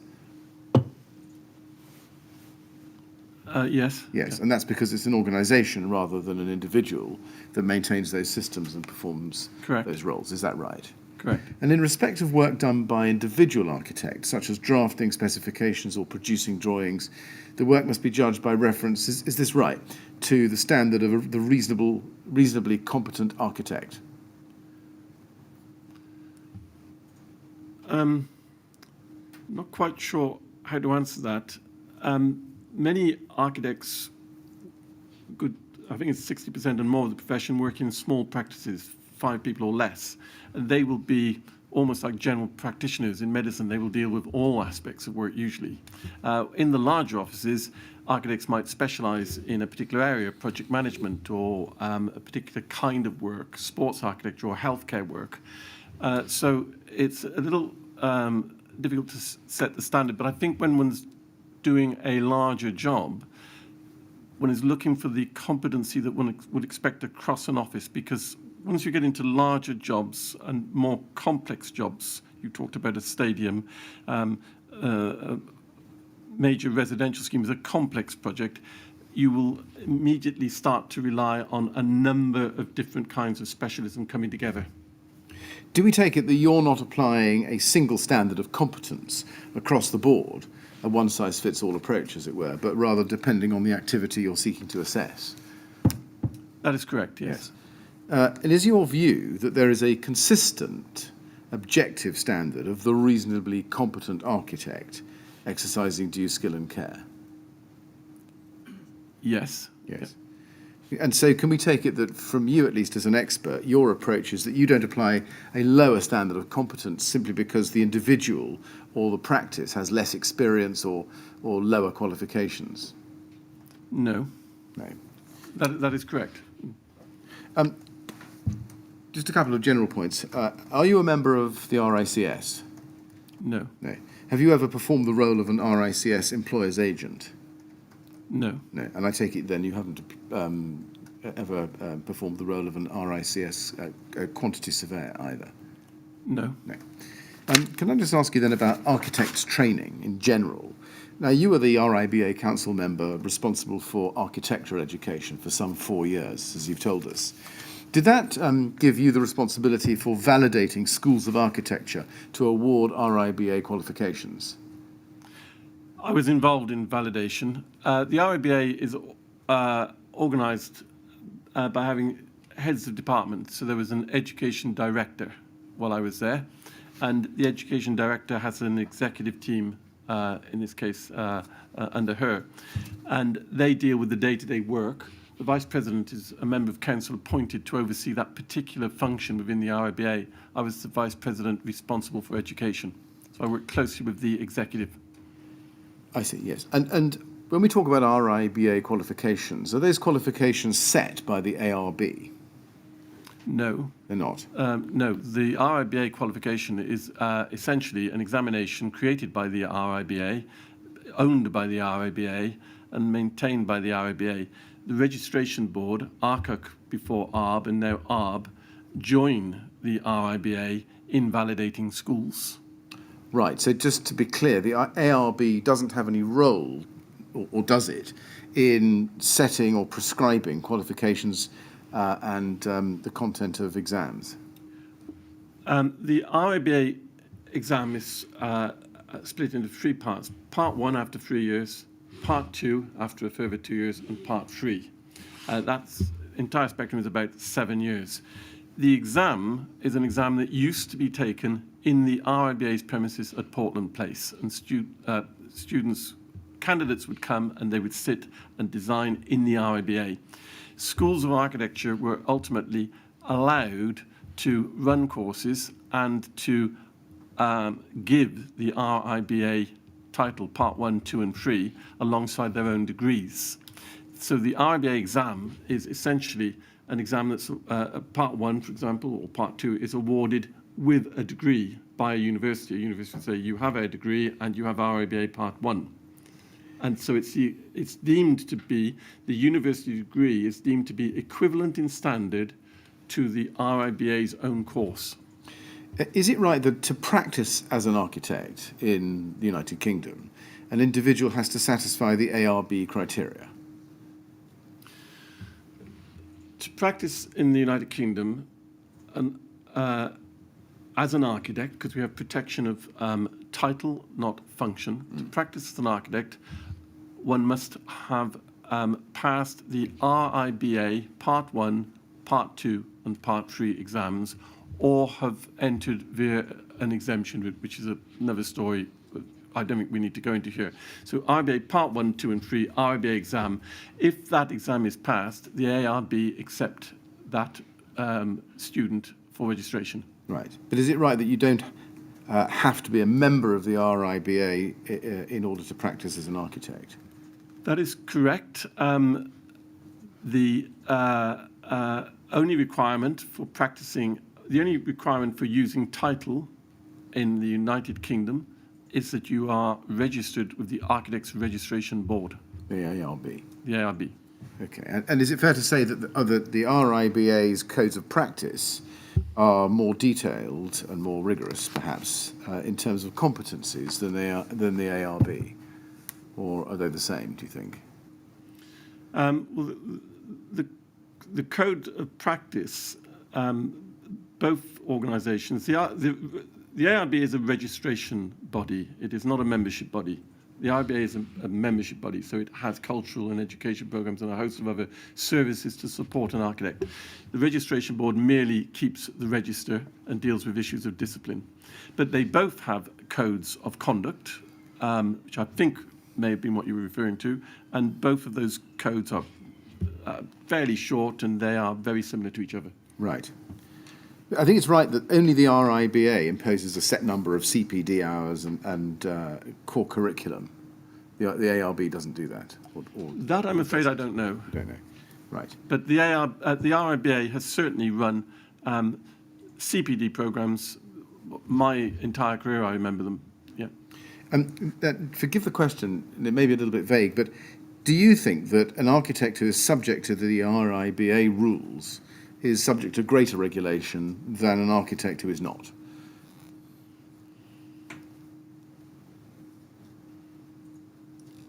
I think by definition it has to be, because there's another set of rules. Yes, so definitely. Are they tighter or to a higher standard?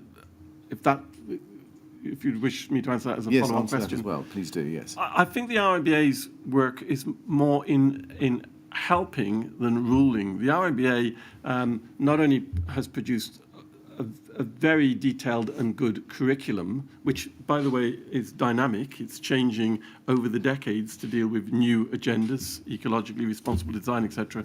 But they also have extremely helpful and valuable methods of practice described in, for example, the RIBA job book. Very detailed manual to assist an architect in his or her day-to-day work. So the RIBA produce much more, and rightly so, because the registration board, it's not their job. The RIBA produce very useful documentation which provides a template, a framework within which to practice. Just focusing a little bit more on the ARB, if we can. Is it right that the training which is required by the ARB falls into three parts, parts 1 and 2, which are general criteria and graduate attributes, and then part 3 is the professional practice examination? Yeah, I think I must have failed to explain this clearly enough, so perhaps I could step back. It is part 1, part 2 and part 3 are the RIBA exams. Yes. So the ARB require part 1 to be completed before part 2 is embarked upon, etc. But it is the RIBA exam. But the ARB do require part 1, 2 and 3 of the RIBA exam to be passed before they will accept graduates for registration. Right. And the performance, is it right that the performance criteria are expressed by the ARB in very broad terms, and it's then for the individual architecture schools to draw up their own curricula? No, it's there may be people who will disagree with me on this, but having been dealing with this at a very close level during a part of my career where I was heavily involved in the RIBA, it is the RIBA who set the course because it is the RIBA exam. The ARB, for want of a better term, they endorse it. Right. They have stated their acceptance of it. They don't compete with it, they endorse it. They do provide ARB-nominated panelists to attend validation visits to schools, but it is the RIBA exam. Now, I think you've said that the training in respect of the building regulations would normally fall within Part 3 of the RIBA exams. Is that right? The professional practice exam. The best way I can describe this, I think, is to say that there is an intensification of formalized training around construction legislation at Part 3 stage. However, from the very first term in a school of architecture, students will be developing designs because it is a project-based learning process. So the very earliest activity is designing an extremely simple type of building. I remember my first year was a fire station, fairly simple building because the routes of circulation, the general arrangement is simple within the building.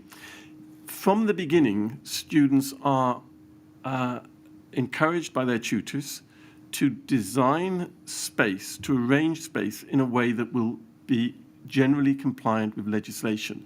Now, that deals with two things. It's routes of escape, routes of access, widths of staircases, all of that sort of thing. But it's also materials and technology. There's less on materials and technology, more on spatial planning at the earlier parts of education. They gradually come closer together. But after a student has left university following their first degree, they'll have a year in an office usually, and at that point they will start to accumulate considerable experience and knowledge about the building regulations. The diploma course, the SEC Part 2, that will be much more complicated buildings, requiring a much better understanding of regulations and their application, but still it's not at the forefront. After their second period out in an office, following Part 2, they then can elect to take their Part 3 exams, and at that point there are detailed and substantial lectures in building regulations. I remember mine were intense and prolonged over a year and very valuable. Are they still intense and prolonged to this day?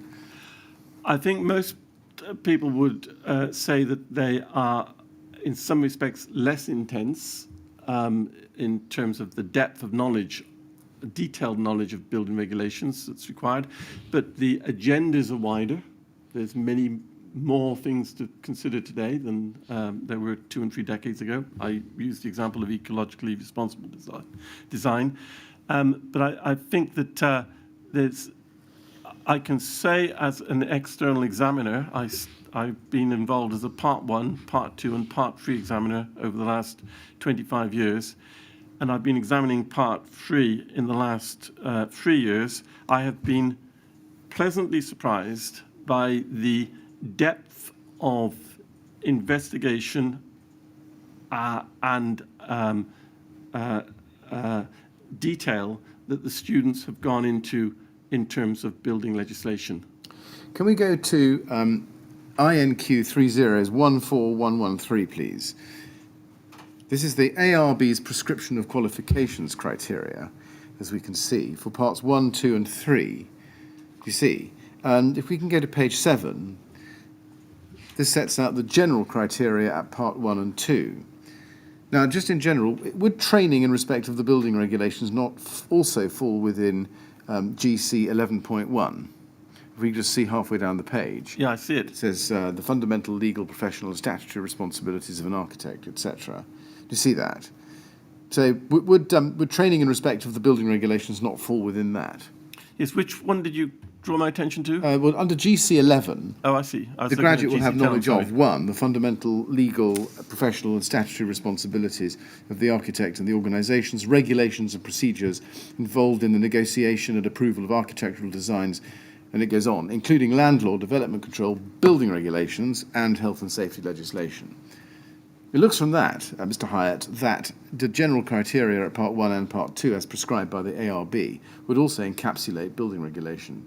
Yes, I don't see that as being at variance with what I was saying. This is Part 1 and Part 2, and I indicated a growing knowledge and awareness. Right. Yep, I don't disagree with that. I haven't seen this before, by the way, but I don't disagree with it.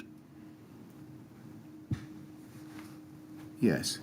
Do you think that it would be important for a client to be told whether the project architect on a project has the Part 3 examination or not?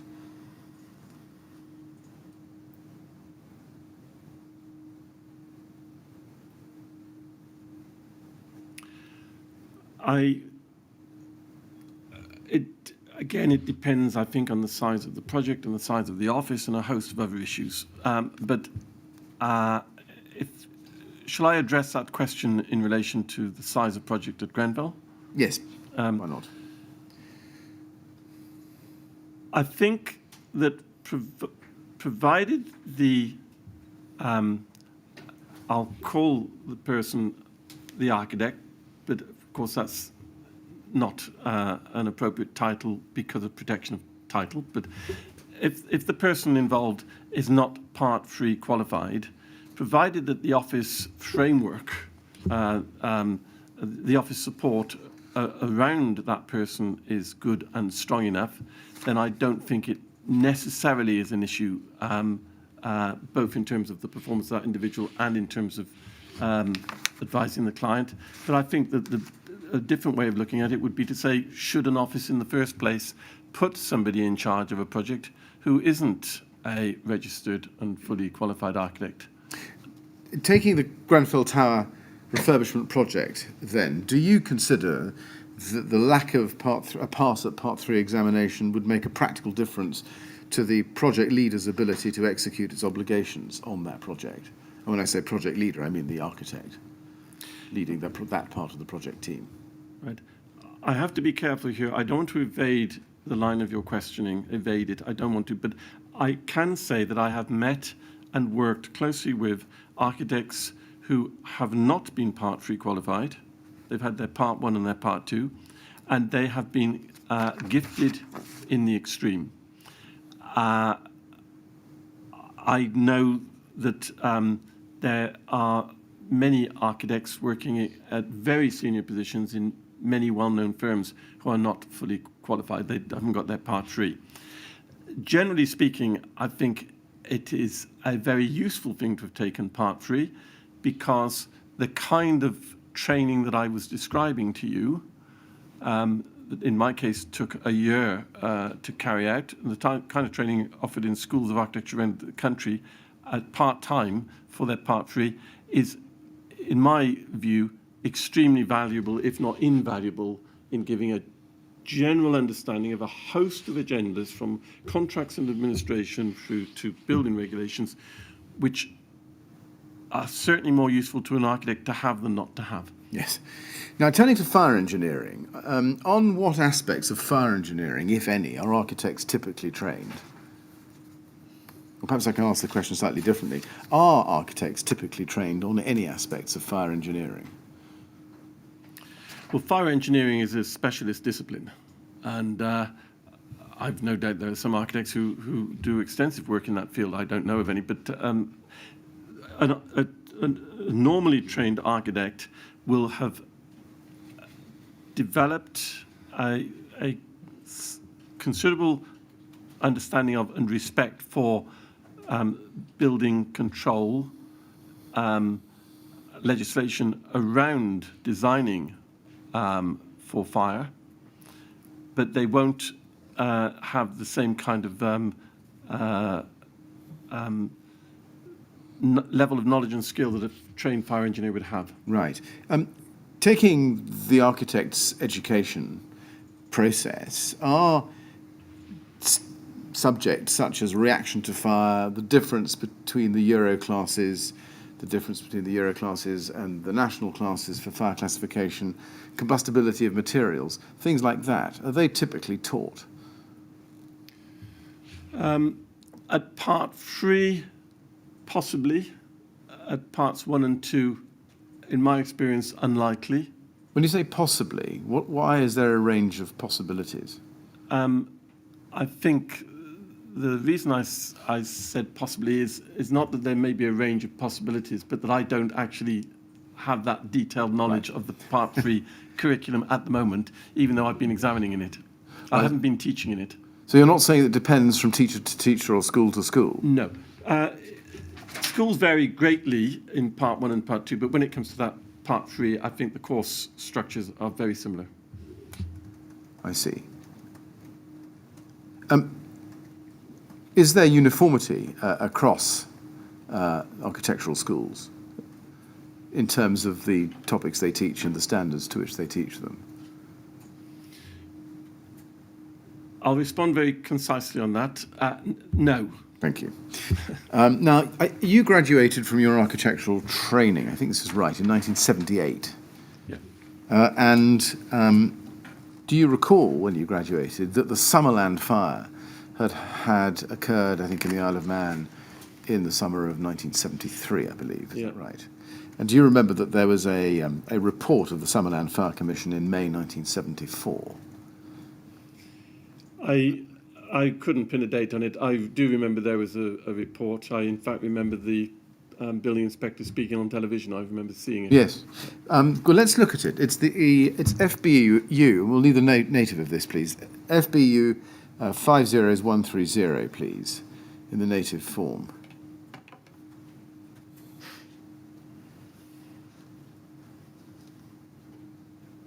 And there it is. Can we please turn to page 84?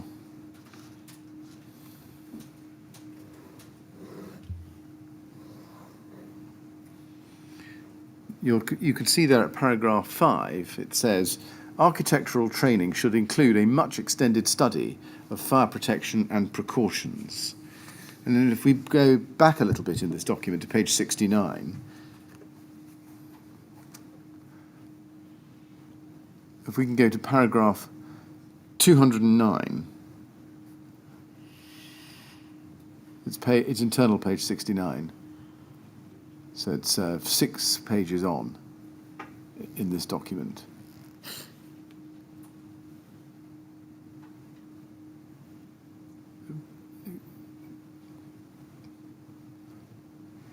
Yes, you can see that it says 5 lines down, an assessment of safety, particularly fire safety, appears so far to have been generally neglected in architectural education. I'm just looking at those two selected quotations from the Commission report from that year.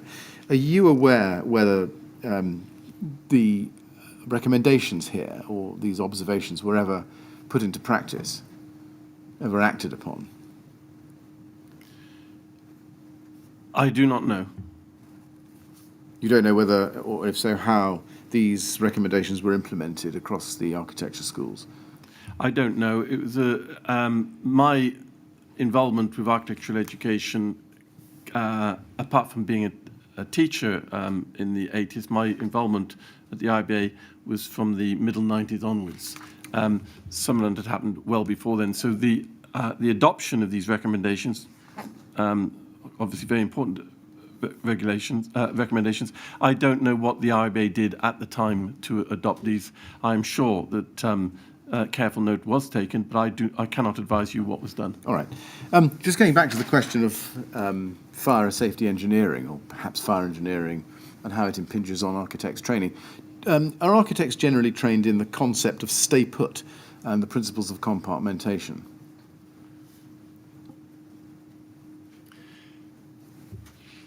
I think the principles of compartmentation would be understood by an architectural student on their way through their courses towards the end of part 1 and certainly into part 2. I think the principles would be understood by them. You asked about compartmentation and a second. Well, the stay put policy and policy. the related principles of compartmentation. Possibly not the stay put policy. In fact, I can't ever remember a design studio crit they have where they review students' work in public. I can't ever remember a conversation about a stay put policy in a scenario like that. Students working in offices during their first year and second year out, if that office was an office doing residential and they've got flats and apartments, it would be picked up routinely and they would learn that through the office that they're in. You said at the beginning of this exchange we've been having that architects would start really looking at projects. In other words, their training was project-based. Is it your opinion that is at risk of resulting in a lack of experience of fire safety requirements, particularly in high-rise buildings? No. No. Architects have to learn to shift and manipulate space in the mind and the imagination. I won't go into any detail unless you ask me further, but that's the first thing they need to learn. Then they need to know how to make that space. It's critical as they learn how to make that space that they start to understand fire regulations, escape, construction, materials. But the first thing is to learn the shifting and manipulating of space, otherwise you can't plan.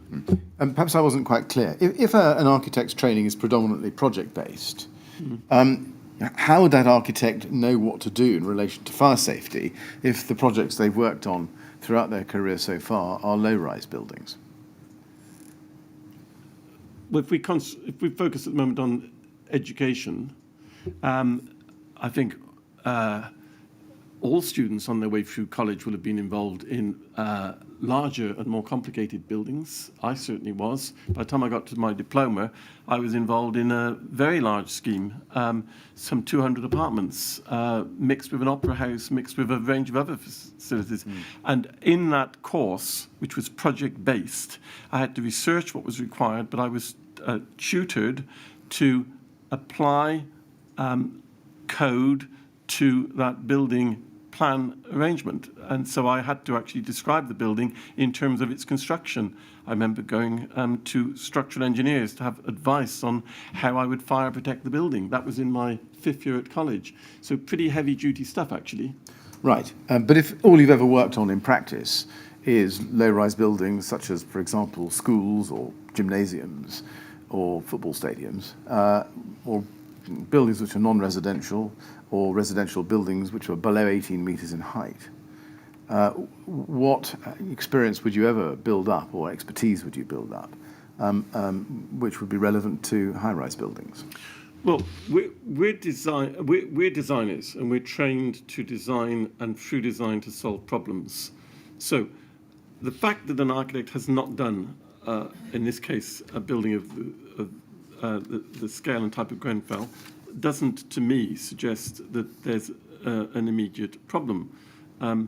The important thing is to understand that code has to be researched, has to be understood, has to be applied, and where advice is needed from other specialists, either architects with a particular experience in that area brought in to the office as subcontractors or employed, alternatively out to other consultants like a specialist fire consultant, architects have to know that they must, in researching the project, get the right experience into that project as it develops.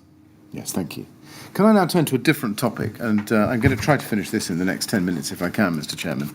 It's entirely possible.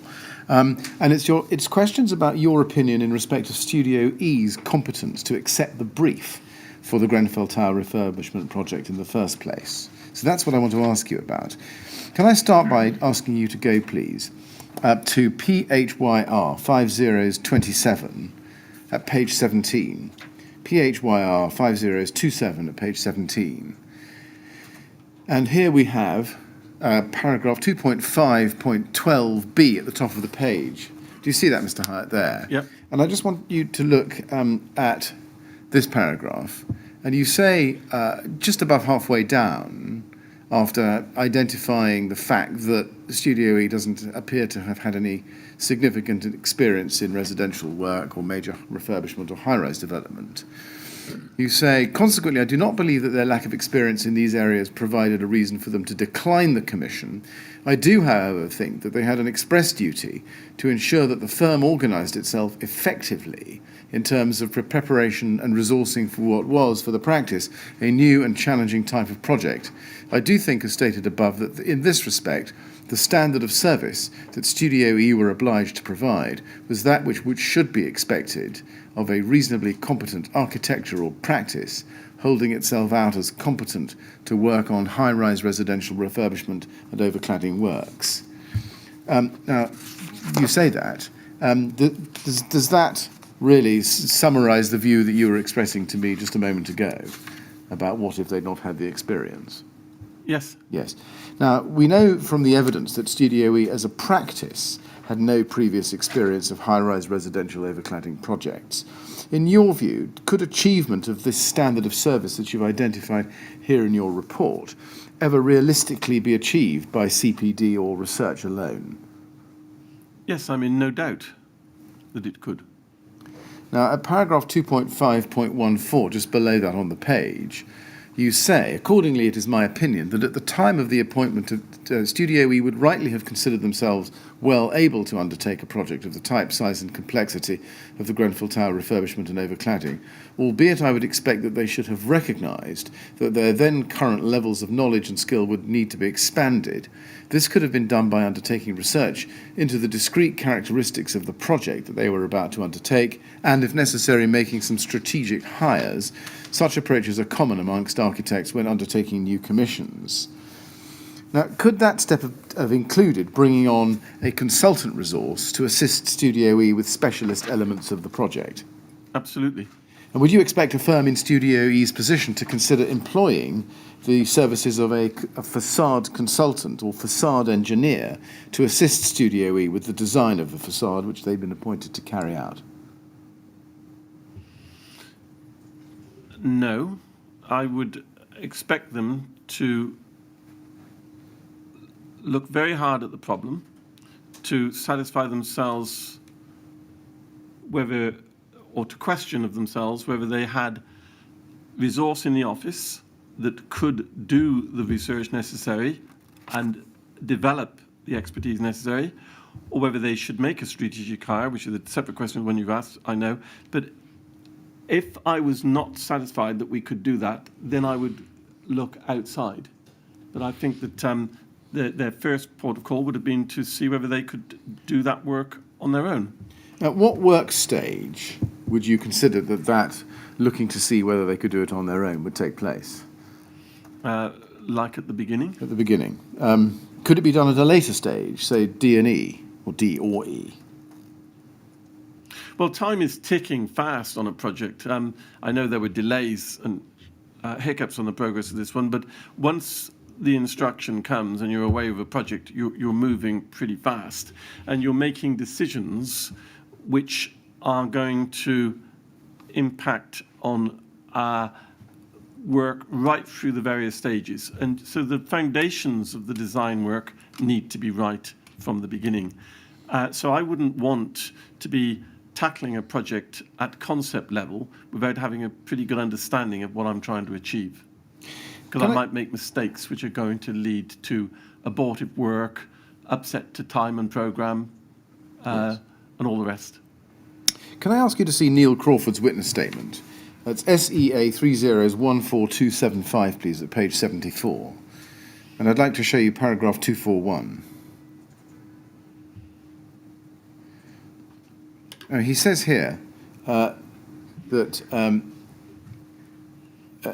you needn't worry about the email, which is the background and context for this paragraph. He says, in the second line, in preparing this witness statement, I sought to recall more information about the relevant project.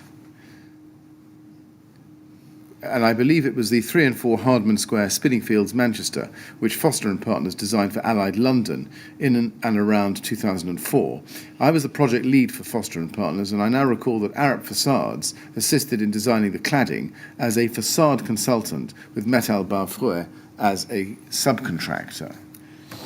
Now, on the basis that Mr. Crawford had been involved in a previous project, cladding project, that used a facade consultant, would you expect that he, as the reasonably competent architect, should have investigated retaining or employing such a consultant on the Grenfell Tower refurbishment?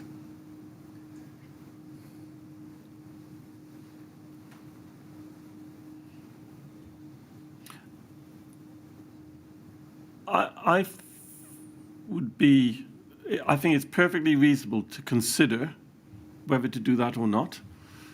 I also think it's perfectly reasonable for an architect to proceed without a specialist facades consultant on an overcladding project of the kind that we're talking about. Was it unreasonable of him not to have considered even retaining an external facade consultant or facade engineer, given his own experience?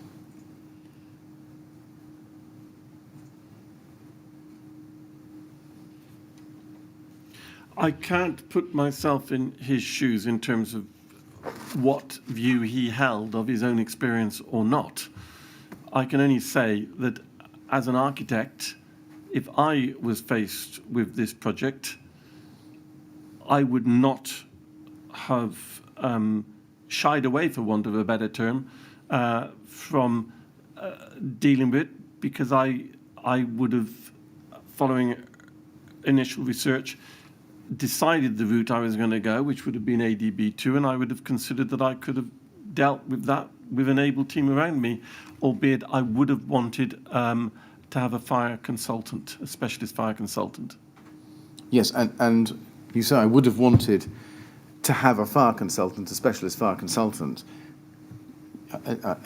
My question is, would it have been unreasonable for you not to have had a fire consultant?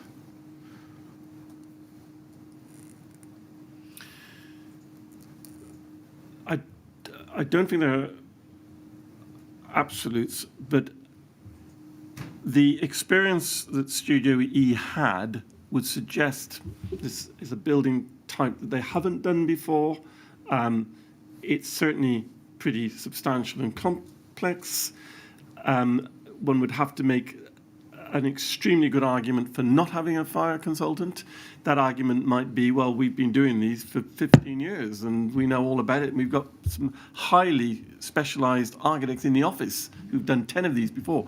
But looking at it from where they were coming from, I think that it would have been very, very prudent.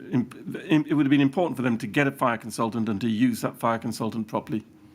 Yes. And I'm sorry to press you, Mr. Hyet, when you say it would have been very, very prudent to get a fire consultant and to use that fire consultant properly, can we read from that that it is your opinion that it would have been imprudent for them not to have done so? That particular firm, yes.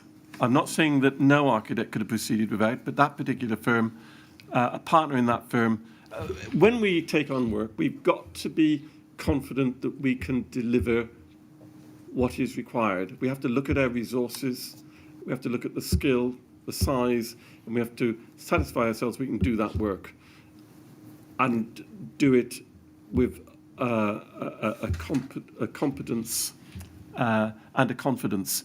I wouldn't have wanted to proceed on that without getting a fire consultant.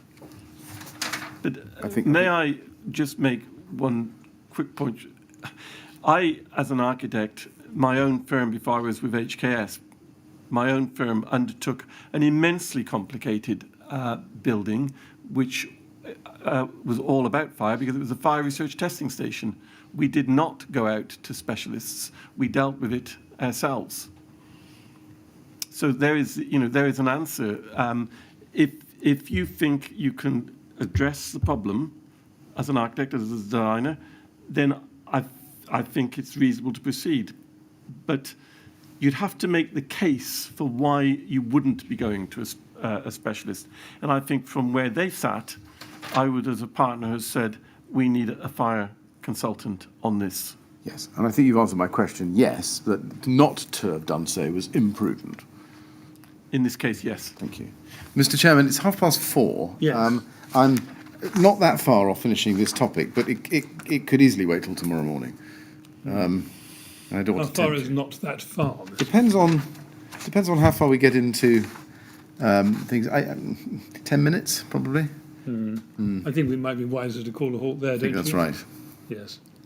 Sometimes an estimate of 10 minutes turns into 15 or 20, Mr. Hyet.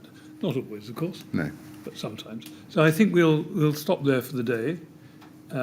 We'll resume at 10 o'clock tomorrow, please. And now you've started giving your evidence, I have to ask you please not to talk about your evidence or anything relating to it to anyone when you're out of the room. I will not. Right? Good. Thank you very much. Well, the usher Laura will look after you. Thank you.